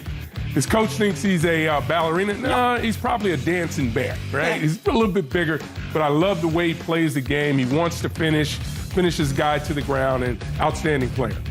Austin Brown is a high school quarterback and also safety who's going to play defense for the Badgers. Really outstanding high school career. Was another guy who, we didn't get out to many camps last year. When we finally got to get out on the road and see some of these guys again, he was outstanding. Tested extremely well, has legitimate speed. Some schools thought he might grow into a linebacker. I think he's shown the athleticism to stay at safety. He can play in the box, can drop into coverage. He's a really, really outstanding athlete. I think you like guys who come from that background of having played quarterback. Talked about Joe Bruner. I think his bookend is going to be Barrett Nelson, and we're really high on him. We have him a little bit higher than the composite. He's a 4-star on 24/7. Very physical guy, has a frame to continue to grow into. Brother Jack is already on the team and doing well. We think he's going to fall right in line with that and play either tackle spot. Maybe he can even give you some reps at guard. We think he's one of the more undervalued recruits in this class. Tommy McIntosh from the state of Michigan. Wisconsin was able to go in there and win some battles for him. Iowa and some other schools in the conference had offered him. he is a outstanding player. 2 straight years, helped his team to the state title game. They won one of those. Was a guy that some schools experimented with maybe trying to change into a tight end, but I think with the way he runs and tracks the football and what he can do after the catch, he's going to start out as an outside receiver. Curtis Neal, defensive lineman, you can see him here. Good 2 technique, hands inside, good job disengaging and finding the ball. Here's another example of being really aware, spinning out and going to the ball. This next play, I think, is probably his best play athletically. Looks like he's got some good quickness here. Really well done. They do a great job at the defensive line at Wisconsin. Most of us talk about the offensive line a lot, but their defensive line is really well coached. At one point, Curtis Neal had offers from LSU, Alabama, and Ohio State. Here's the Badger recruiting map. And again, it's not a ton of recruits this year, but they do have 4 from in-state. And this does make it, by the way, 6 of the last 7 years that their highest-ranked recruit plays offensive line. Not a surprise for the Badgers. And that is what's happening in East Lansing. Michigan State's highest-ranked class ever was 17th back in 2016. They have a shot to beat that this year because Mel Tucker is doing some excellent stuff. Here's a look at some of the names. Alex Van Summeren stands out because he was a Michigan commit who decommitted to go to MSU. Caden Hauser is a 4-star from Nevada, the powerhouse high school of John Bosco. They got Dylan Tatum, in-state kid, running back, and a safety in high school. They have more 4- and 5-star players than the last 3 years combined. Brooke Fletcher is on campus and had a chance to talk with Mel Tucker. Coach, a lot of anticipation surrounding this day. How would you describe what this day's been like so far? Oh, it's been pretty smooth. Everyone's excited about our new class. Just getting guys on the phone and seeing their reactions to being Spartan dogs. It's a really special day. What were some areas you and your staff were really focusing on when it came to recruiting guys this season? Well, first and foremost, we wanted guys that believe in our culture, that believe in playing hard, attention to detail, sense of urgency, being good teammates, playing for each other. And those are the types of guys that we have. We want to have a balanced class. We want big, long players that can run and hit on both sides of the ball, and we've got that. A lot of great players in this class, but Caden Hauser being one of them, 4-star quarterback. What can a guy like that do for your program? I'll tell you what, he's a dude, and we really like him. We feel like he's one of the best quarterbacks in the country, and in order to win championships, you have to have a great trigger man, and we feel like he can be that guy. He, along with all of the other guys, they bought into something in this program in order for them to go here. What do you think was the selling point for them? Well, I think we're just real and authentic. It's a family atmosphere. The players and the parents feel like they know what they're getting. We're an open book. We don't have anything to hide, and they trust us. And it's a program on the rise. We have good culture. We have a great locker room. We've shown on the field that we can make plays and win games, and so this is a program on the rise. You call your 2021 class your Zoom babies because you were recruiting through the computer, but you were able to recruit now in person. How much did that help you when it came to convincing guys to come here? Well, it helped a lot. I think a lot of the prospects and their parents, they heard a lot about us, but they weren't able to really see, feel and touch us and be in our presence. And so once they got to campus, they realized, hey, this is everything that they said it was going to be and more. They love the campus. They love our staff. They love our support staff. They love the community. Our fans are great, and so they can feel it when they step on the campus here in East Lansing.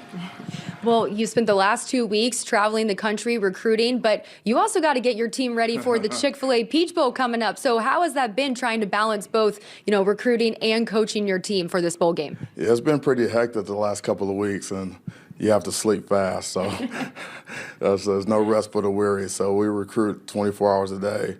We're coaching ball 24/7, but we have a good balance. Our guys are excited about playing in the Peach Bowl, and we had our first team practice yesterday, and we're looking forward to getting 11 more in before the game. When you're playing in a game like the Chick-fil-A Peach Bowl, how can that spark momentum when it comes to recruiting? Well, it's huge because it's a huge stage for us. Everyone in America is going to be watching that game. We have a great opponent in Pitt, and we have an opportunity to get to 11 wins. which has only been done like 5 times previously in the history of the school. And so it's a big game for us. We have a lot of alums down in Atlanta, down in the Southeast. Our fans travel well. Everyone's excited about this game. All right, well, we wish you guys the best of luck. Yeah, thank you so much. Go Green. Mel looks good. I mean, remember the green jacket last year on signing day? That was a good look too, but Mel looks sharp whatever he's throwing on. This is so good, Jerry. I mean, again, he's fighting for the best class the Spartans have brought in the modern era, and that's before they had this 10-win season that they were able to use recruiting. And they also have always signed more players from Michigan than the University of Michigan. This year, it's 6 for Michigan State, 1 for Michigan. That's one of the things that fuels that game every year. There's more guys from Michigan on Michigan State's team than there is on Michigan, plus it's their really only rival. So let's start looking at Caton Houser. He's a quarterback. First is a perfect deep ball, just receiver doesn't have to break stride. The next thing you're going to see him run. I mean, nowadays, quarterback has to be able to run. Not that they're going to run the option, but there's been so many gifted pass rushers in college football lately that you've got to be able to escape. So here's another deep, perfect ball. He's a really good get, Alan. Yeah, and he's going to like the wide receivers they brought in this class. Here's one of them, Antonio Gates Jr. Interesting name. You know, really separated himself from the name, though, this year. Had an outstanding senior season. He's a guy that the opposing team always geared up for. I saw him deal with double, triple teams, all kinds of bracket coverage. This is a physically strong prospect with great ball skills. I think he's got a shot to play early because he's going to come in physically ready to go. Speaking of physically ready to go, Alex Van Sumeren from Essexville Garber, probably one of the more explosive and hard-working guys signing into the Big Ten. Moves extremely well for 300 pounds. I've had a chance to see him in camp settings, and very hard worker, explosive player, just dominated his level of competition. He's going to join his brother Ben in East Lansing. I think he's a potential difference maker on the inside. And then Dylan Tatum, he was mentioned, a guy who was on the same team as Donovan Edwards a year ago. Donovan goes off to Michigan. Dylan really stepped up this season, has been a standout in really every phase of the game. He's played safety, he can play nickel, he's played tailback, he's played slot, he's played special teams. He's done whatever they've needed him to do. In their playoff run this year, really stepped up as an offensive player. I think he's going to end up playing defensive back for the Spartans, though. Jaden Mangum, I really like his athleticism. He's an athlete right now, but I think he's a guy who really can go up and catch the ball, high point him, playing a little wide receiver, but you also watch him coming down it as a free safety. I think that's ultimately where he'll be, but I really like the way he attacks the ball downhill. And then, as always, if you have this type of speed, you know, this is what you need to have. You're seeing him on the offensive side, but he's the guy that's going to bring a lot to the table for him. In both cycles, Mel Tucker and his staff have done a good job, I think, of continuing to recruit some guys even after they choose other schools. Malcolm Jones is a great example of that this year, was committed to Virginia. It's called recruiting. Yeah, well, they've done a particularly good job. They're aided by a coaching change at Virginia Tech. They continue to stay the course with Jones. They've had really good success with defensive backs and really players in general out of the state of Georgia. I think this guy is an absolute steal when you add him in with Mangum and the other guys in the secondary class. Look how great they did in the state of Georgia. I mean, he dominated 2 states, Georgia and the state of Michigan. And, of course, Michigan also includes the guy I was referencing, Antonio Gates Jr. That is indeed the son of the 8-time NFL Pro Bowler, Antonio Gates. And he's one of 4 guys they're bringing in terms of state of Michigan, the number 3 best player in the state, 6, 8, and 9. I mean, a great job in the state of Michigan. And the state of Michigan means so much to the Spartans. They did something else pretty special. Tate Mayer was named an honorary Spartan dog today on signing day. Of course, Tate was the victim of that horrible school shooting in the state of Michigan. So Michigan State trying to honor him today on signing day. Kudos to them. Hashtag Oxford Strong. Jerry, when you were a head coach, how similar was your televised National Signing Day events to those that PJ Fleck puts on? They were a little bit different. We didn't have the drum. Or the bong, what is that? A gong, not a bong. Well, we found our best moment of the show so far. TVMA, right? Yep. All right, here's a look at the Gophers. Their recruiting class is highlighted by a couple defensive stars, Trey Bixby and Anthony Smith. Pretty good class overall. Looks like a top 40 ranking according to 24/7. A couple other guys to keep an eye on include Hayden Schwartz, defensive lineman out of Florida. PJ Fleck, fresh off an 8-win season, good enough to join us, resplendent in his maroon and gold, as always.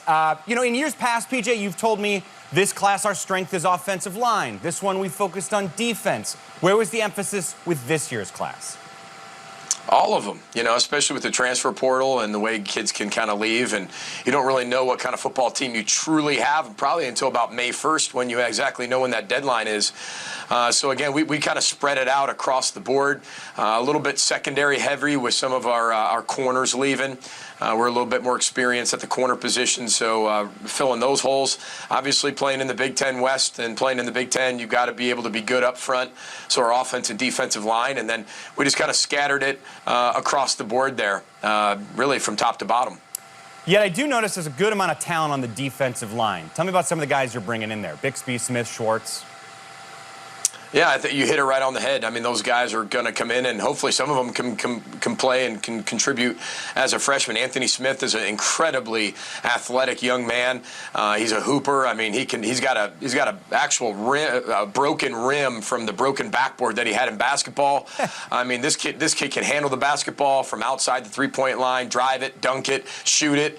But not only that, he's really long, really rangy. I mean, this is, I think, one of the big things that when you kind of look at the epinephrine of the world, and you look at Purdue's defensive linemen, the defensive ends in our league have gotten better and better and better, and I think Anthony Smith's got a chance to be one of those guys, as well as Hayden Schwartz. Hayden Schwartz was a late commit to us.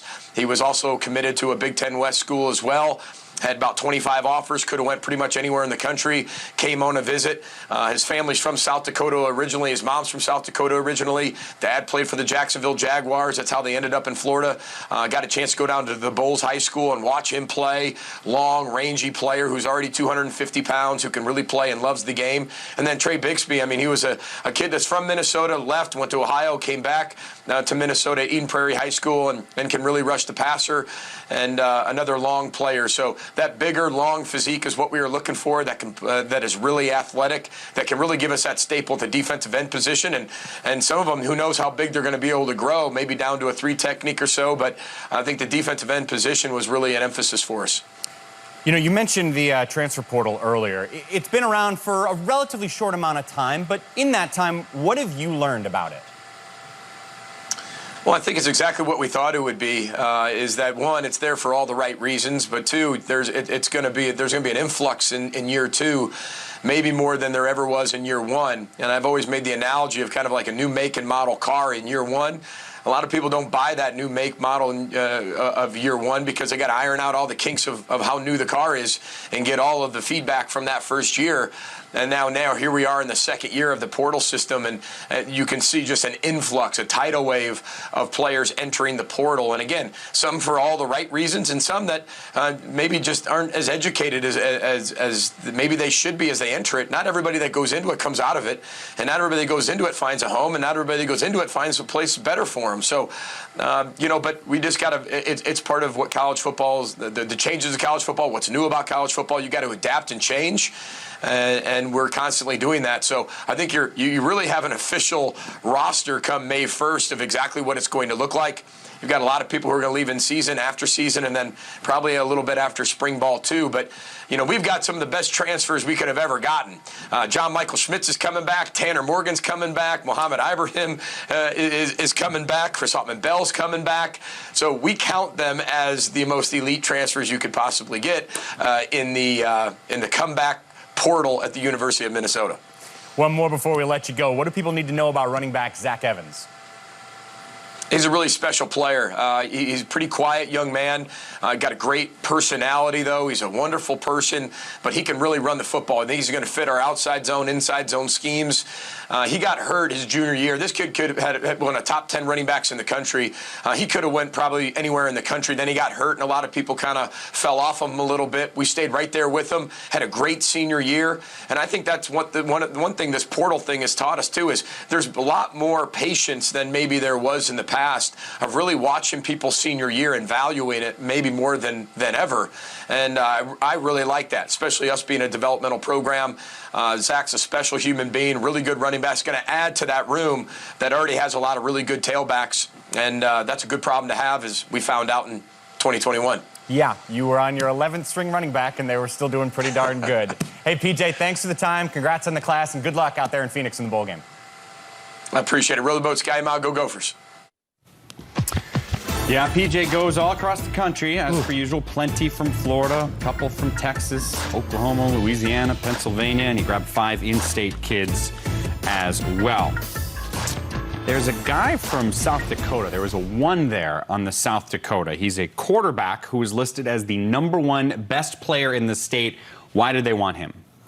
Well, first of all, he was being evaluated at a time where you couldn't go out and watch these guys throw, and he couldn't go to them, and so he shot his own workout tapes and was getting that around. That was the boat we were in a couple years ago. But Jacob Knuth out of the state of South Dakota, very coveted because he combines the ability to throw the football with intangibles along with that mobility that Coach talked about earlier. He was one of the fastest quarterbacks at the Elite 11 regional that I was at. It's been timed as low as 4.6 in the 40. You saw that this year with his ability to extend plays and make plays. Really saved his best for last. He was an outstanding player going into this year. I thought he raised his level of play as a senior and led his team to an undefeated record.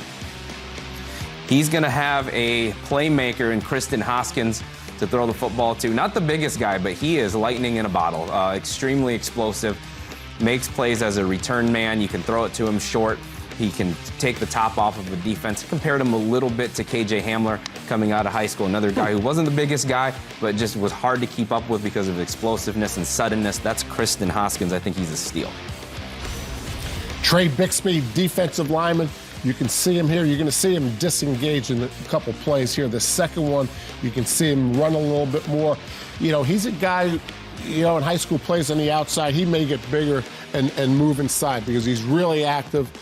He plays with really good leverage. He's like I say, I think they move him inside probably at Minnesota to 2 technique. Anthony Smith, long kid, 6'5", 280. I think he's going to be a kid that's going to continue to develop, has to continue to work with his strength and develop that. But I think he's going to be an unbelievable player, has a lot of upside and really perfect for this system of where they like to bring young people in, be able to develop them.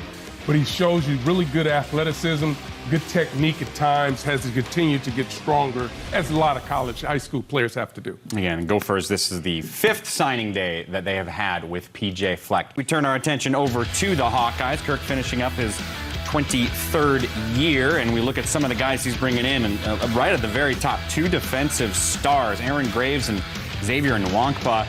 Nwankpa considered arguably the greatest state of Iowa high school football player ever. As hyperbolic as that sounds, there's a lot of people in that state who have been saying that. Not necessarily the largest classes we've seen, but it certainly does have some talent. And here is the Dean of College Football, Kirk Ferentz, good enough to join us now. And let me start with Nwankpa at that point. When in your recruiting of him did it dawn on you how special he was? Really all you had to do is look at his tape. And a lot of times with prospects, you have to watch their tape for a while. Some players just jump out immediately at you, and he certainly did that. That's a little bit unusual for a defensive back. Sometimes they're not as involved in the play, but he's just one of those guys that makes plays, shows up an awful lot. Got a chance to see the first half of a game the night before our Penn State ball game, and had to leave at halftime, but he ended up blocking the attempt for the winning field goal, and he just has a knack of making the big play.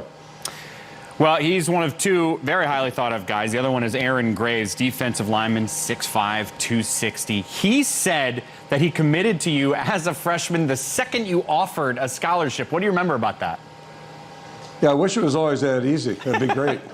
So you appreciate people, acting out on their true feelings. But yeah, usually we're the last ones to find out. It was a very quick recruitment, and I don't know how many guys we've offered at that age. It's pretty unusual, but Aaron's a very unusual young man. He's just a tremendous young person, very unique. Last year he wrestled and played basketball. It's the first guy we've recruited that I can recall that's ever done that. So just a really interesting guy and a great prospect. Outside of those first 2 guys, it felt like there was a pretty strong emphasis on offense. Does that seem like a fair assessment? Yeah, I'd say that, and our back end also. Felt like we needed to really look hard in the back end and try to replenish back there. We were pretty veteran this past year, so I think overall we're pleased with our efforts. We're probably not done totally at this point. like a lot of teams, but it's going to be interesting moving forward. But we feel really good about the guys that signed on with us today, just a really good group of guys. You mentioned a high school basketball player. There's another one in your quarterback, Carson May, 6'5" guy out of Oklahoma. What does he bring to Iowa City? Carson came to camp back in June and heard it spoken about. Sometimes you don't get that luxury, you're not afforded that luxury. But we really enjoyed having him in camp, saw some really good things. I really like Carson as a young man and like the way he's performed at his high school. So we're excited to have him join us. You mentioned earlier you guys probably aren't done with this class, and I said this is a smaller class. What are the reasons behind that? Is it a small senior class? Is it COVID? What are the reasons? Senior class this year, we're kind of a young football team from that standpoint, with a couple of variables. We've had one player come out already that's decided to go on to the NFL. Not unlike other people, we've had guys decide to enter the portal. So I think it's going to be a really fluid situation for everybody in college football. And, my attitude is, if we're not sure about something, let's tread water and wait until we feel really good about things. And so, we'll keep looking around, see what's available. And I think there are probably still some good players out there, in my opinion, at least at prospects that maybe haven't been signed yet. And we'll continue to look at that and, just see what the month of January brings for us. How much or how little do you plan to be scanning the transfer portal this year? We'll try to be smart about, making our team better in any way we can. I can sit here and think of two guys that come to mind, three guys I actually think about. Zach Van Valkenburg on our football team. We got him from Hillsdale, Division II program. He was great for us, not real attractive to other folks, great for us. A year ago, Jack Heflin joined us from Northern Illinois. And, wasn't maybe the prettiest player, but I'll tell you, he played really well for us. Was a free agent with the Packers, ended up making their roster, so he's a little bit probably underrated. And also think about a guy like Mekhi Sargent, who we took out of Iowa Western. He was still eligible to play another year there, but we took him a year ago spring or 2 years ago spring. Ended up being a co-captain for us and made the Titans this year as a free agent. So, that's probably going to be our attitude. We'll look around, maybe look at players that are being underappreciated and see if they have maybe a way of fitting in our program. Kirk Ferentz, thanks so much for your time. Congrats on the class and good luck in the bowl game. Thanks, guys. Thank you. All right, it's time to talk about some of their guys that they have, and why not talk about Xavier Nwankpa, who, again, it sounds hyperbolic, but the people in the state of Iowa say he's as good as they've ever produced. And one of the things how good he is? Alabama wanted him, Notre Dame wanted him, everybody wanted him. And he's one of those type of players that they were able to keep at home. And that's going to be significant when you have these style of players with this type of ability, be able to stay at home and be able to step up. But he talks about going up and he jumps off the tape. Does a great job of coming downhill, diagnosing everything, making plays. Now you want to be able to cover and have that range to go up and make a play. He shows you that, a willing hitter once again. But again, you got to go up and make the plays when you need to, and that's what you have to be able to do at the safety position. It's going to be fun to watch him in this system because of the way their secondary operates. When Iowa offers a tight end prospect, it usually perks our ears up a little bit. Maybe we should go back and look at that guy again. Cale Vanderbush was committed to Western Michigan. They flipped him. Really outstanding senior season. Still a developmental guy in terms of you see him playing a lot of high school wide receiver here. Has to add the weight, but really has good athleticism. Catches the ball well away from his body. You see how well he runs after the catch for a 6'6" prospect. Speaking of guys who can run for their size, Aaron Graves, who Coach mentioned, multi-sport guy, really thought he was a Power 5 prospect on both sides of the ball. Could have been an outstanding offensive lineman as well. They're going to start him on the defensive side of the ball. He was the Gatorade Player of the Year in the state, which is rare for that to go to a defensive lineman. 14 tackles for loss, 7.5 sacks, basically unblockable at his level of football. He's a difference maker. And then Caleb Johnson, running back. This is another position that Iowa seems to always find talent at under the radar. Caleb comes from Ohio. He's actually committed to Cal for a period of time. He was going to go way out west. They did a good job of continuing to recruit him. I think he fits what Iowa does really well. He's a big back at 6'1", 215 pounds, but has some shiftiness and elusiveness to him as well. Here's another running back. I think he's one of the best players I've watched all recruiting season. Jazz Patterson. He really puts his foot in the ground, gets upfield. You saw him catch a swing pass, which every back has to do nowadays. He's really explosive on this run. He'll get upfield. He shows that he's got really good speed. Again, I think as a pure athlete and as a running back, this guy's a top player.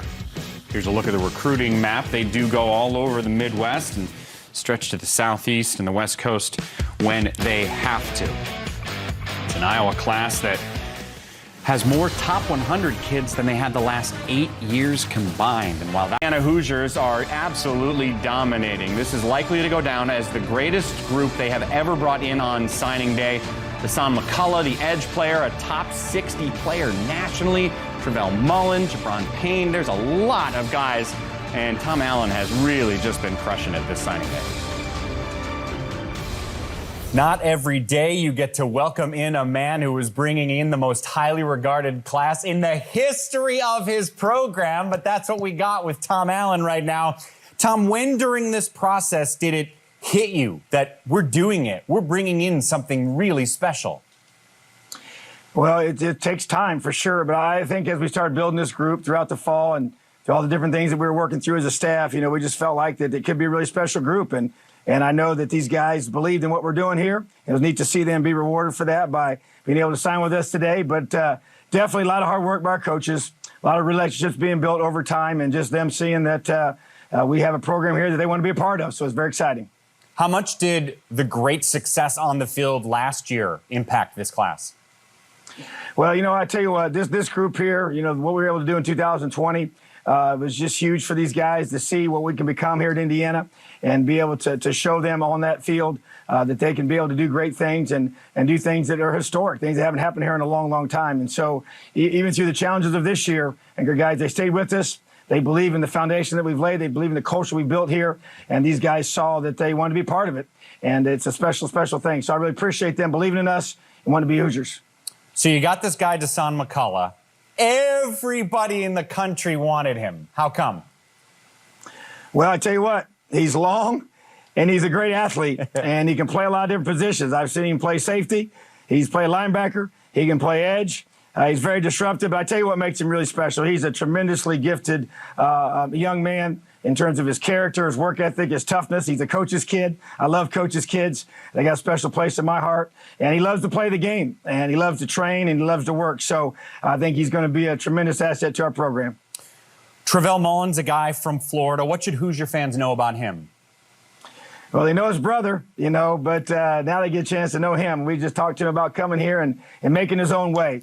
And just a longer corner and trying to get some length in that room. Guy has great ball skills, great tremendous ability to range the football and go make plays. But, just like his brother, they just love the game. They love to study. They love to work. They love to compete.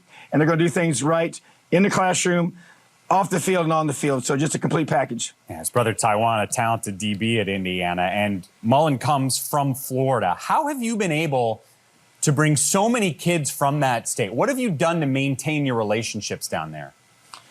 Well, I just think it's the ability for them to now see. We had those relationships built in the beginning. They've grown as I've become the head coach here and continue to go back down there and meet with them and talk to coaches. But I think the biggest thing, though, is being able to see other young men from Florida come to Indiana and have success. And they can say to themselves, hey, I can be that guy. I can see myself as being the next Taiwan Mullen. I can see myself as being the next Micah McFadden, to come here and be able to be developed and be a part of a really special culture. But it all starts with relationships, but then they can see that their teammates and other places, from other young men from their very area, have come here and had success. How important is the transfer portal going to be to you this year?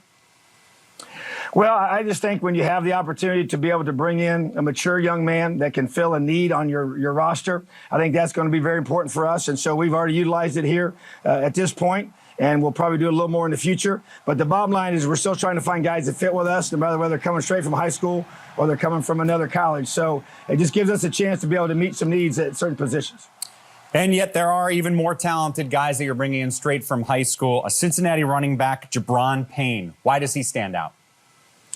Explosiveness, speed. We're trying to get faster with this class.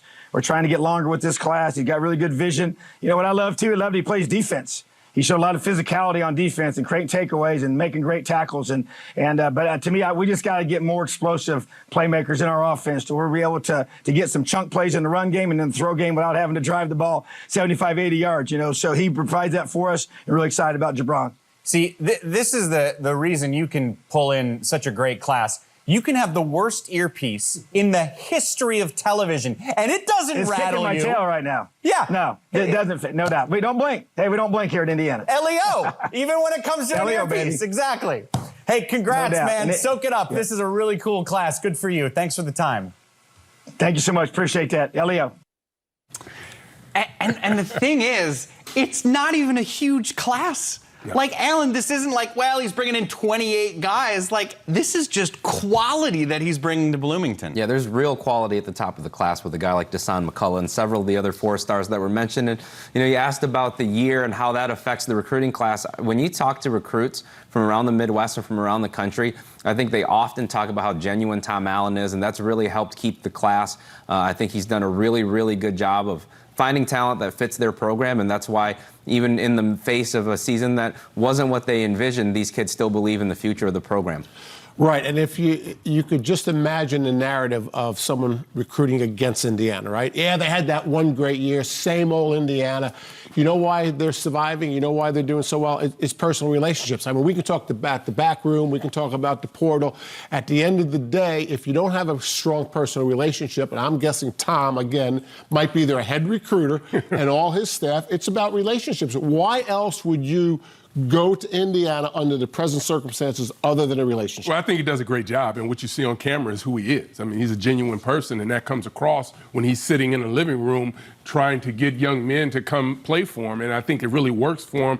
And you mentioned just about having a staff that's going to be able to go out and recruit. That's what they have to do, be able to go out and evaluate the right players that they can get into the program and get them out and get them ready to play. They've also had one guy drafted in each of the last, I think it's been 7 drafts that they've had somebody drafted. Right. Yeah, he's built something great there, and it's clearly getting better as this is such a great class. How about this? The 2 guys Jerry's about to talk about are the #1 highest-ranked recruit in the modern era for Indiana and the #4 highest-ranked recruit in the modern era, but it all starts with Dasan McCullough. Yeah, Dasan McCullough is really special. And again, he's going there because of strong relationships, right? I'm sure he had a choice to go anywhere he wants. So let's take a look at him.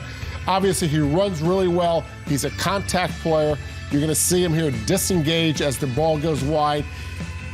Gets on a great pursuit angle, smart player, knows where the ball is going to be. Again, this is really good ball awareness. Right now, you don't know where that ball is going to go. He puts himself in position where, regardless of where it goes, this is a really good sack. We saw this earlier on one of the tapes in the sack strip. We're not going to see the rest of it.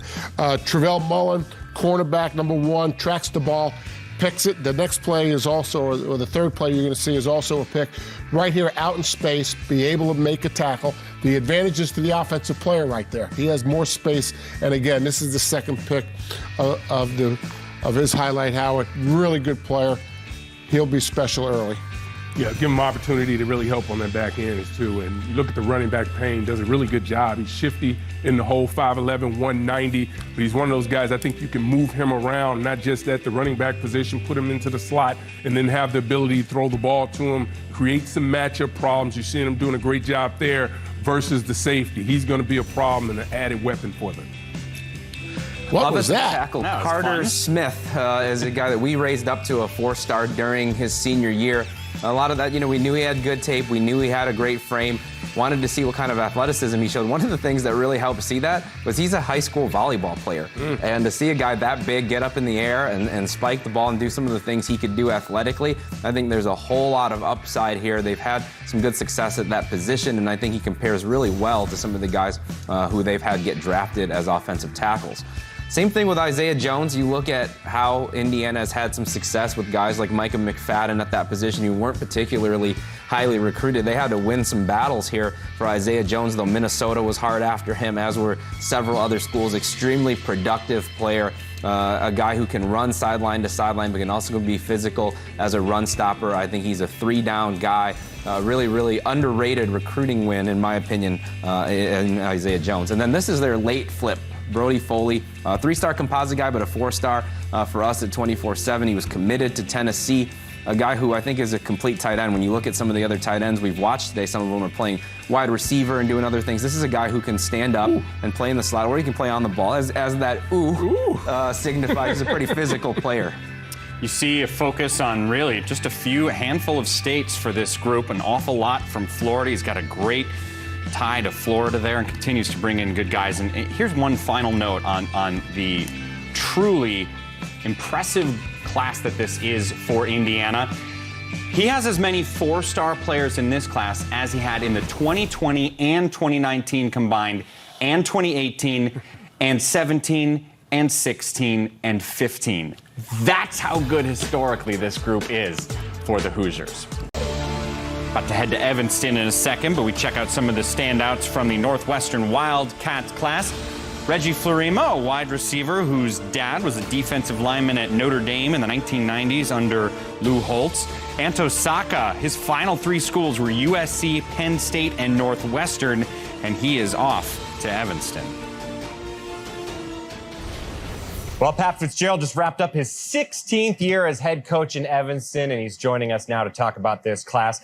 Pat, when I look at it, it strikes me as you have nice depth at defensive line in this group. Why was that important? Yeah, Mike, it's great to be with you, and happy National Signing Day. I think, number one, we needed to make sure that we solidified the line of scrimmage. We feel like we did that with, the six big guys that we're bringing in here in the early signing period, 4 on defense and 2 on offense. It's really been a staple for us as we won 2 out of the last 4 Big Ten West championships. And, getting back to the competitive depth that we need, we feel excited about those guys in the trenches. What stands out about this wide receiver from Naperville, Reggie Florima? Yeah, Reggie, first of all, was unbelievable in being the connector of this class. From great pedigree, his dad obviously was a great player, phenomenal family, mom's outstanding. The list goes on and on about who he is as a person. But dynamic, as you see him here at yards after the catch, making tough catches, playing physical, also can return kicks. And is an explosive guy doing that. So, we think Reggie's a complete wide receiver that will also make an impact in the kicking game. Going to be a leader from the minute he walks into our program. He was that way with the recruiting class, and we expect to see it when he gets here in January. Austin Firestone is a really cool story. Good athlete, does martial arts, could play offensive line or defensive line. Why'd you like him? I think he was labeled the most interesting man in recruiting this year by some website. First, again, great family from Niceville. You're a great two-way player, never came off the field. You could see great get-off, great use of his hands, explosive through the finish. We initially liked him as an offensive lineman, and Austin said, Coach, I want to play D-line. We reevaluated him as a defensive lineman, and Marty Long says to me, this guy's a 3-play guy, Coach. He's a no-brainer. And then we got to know Austin, a young man that was homeschooled, and to talk to him about some of the classes that he took, the pedigree that he has academically. There couldn't be a better fit for our program and institution than Austin, and really excited to have him and his family join us. Pat, when you're recruiting, a recruit's parents ask you about NIL, what do you say to them? Well, it's a full-time job, number one. You're going to have to balance your academics and your athletics. We're going to do everything we can from an educational standpoint, to give our guys the resources and the understanding of how to build their brand, how to market themselves properly, and how to take advantage of these things while being not naive to the tax laws and the things that go along with everything. And then to make sure they don't get taken advantage of. And then be prepared to be flexible as this landscape changes, here with, how the state laws move and how the laws change. So it's kind of new, it's fluid, but we're definitely there to help our guys through it and maximize their potential. And do we make too much of that, or is that something that did come up in conversation often on the recruiting trail? Yeah, I wouldn't say it comes up often. I think it comes up from young people that want to be educated and their families that want to be educated on everything. I think it's very fluid. We'll see how things progress. But again, I'm excited for the guys to be able to have that opportunity, but we've got to create the resources, the programming, the education, so that they can take advantage of it the right way and not get taken advantage of it by maybe so unscrupulous people. Well, Pat, I appreciate you joining us when you're clearly under the weather. Go get some cough drops and have yourself a great holiday, man. Yeah, the flu got me a little bit here on Sunday, but we're back. I'm fired up about this class and couldn't be more excited about where we're going as a program. So appreciate you. Happy holidays and Merry Christmas to all of our great Wildcat fans. Thanks a lot. Go Cats. And as always, Pat Fitzgerald goes all around the country to get players. Connecticut, Florida, Texas, California, Arkansas, 4 from the home state, from the land of Lincoln. Some of the guys really stand out here, Howard. 6'2", 230 edge named Anto Saka. Why do you like him? Well, I think he's one of those players that has the versatility to be able to play a lot of different positions, whether he's standing up or whether he has his hand in the ground. And to be able to have a young man like that gives you an opportunity to really do some things. See him coming off the edge. He's an unbelievable bender. Can really turn the corner. The first step is really tremendous. See him doing a great job here, fighting off and making the play in the backfield. Again, just one of those players that can do a lot. See him playing the zone read, quarterback's trying to read him, but he's quick enough to bounce back inside. You see his acceleration as he gets after the quarterback, gets the sack, and also creates the fumble. So again, good play. Another guy, and Fitz talked about him, Austin Firestone, really like him. He's got terrific movement and quickness. He's a really good player. I think he's probably one of their better players in the class. You can see him here on a pass rush move. He can be an outside rusher. You know, a lot of times, although he's playing inside, a lot of times the outside guys come inside. I think he's an inside guy who could be an edge rusher.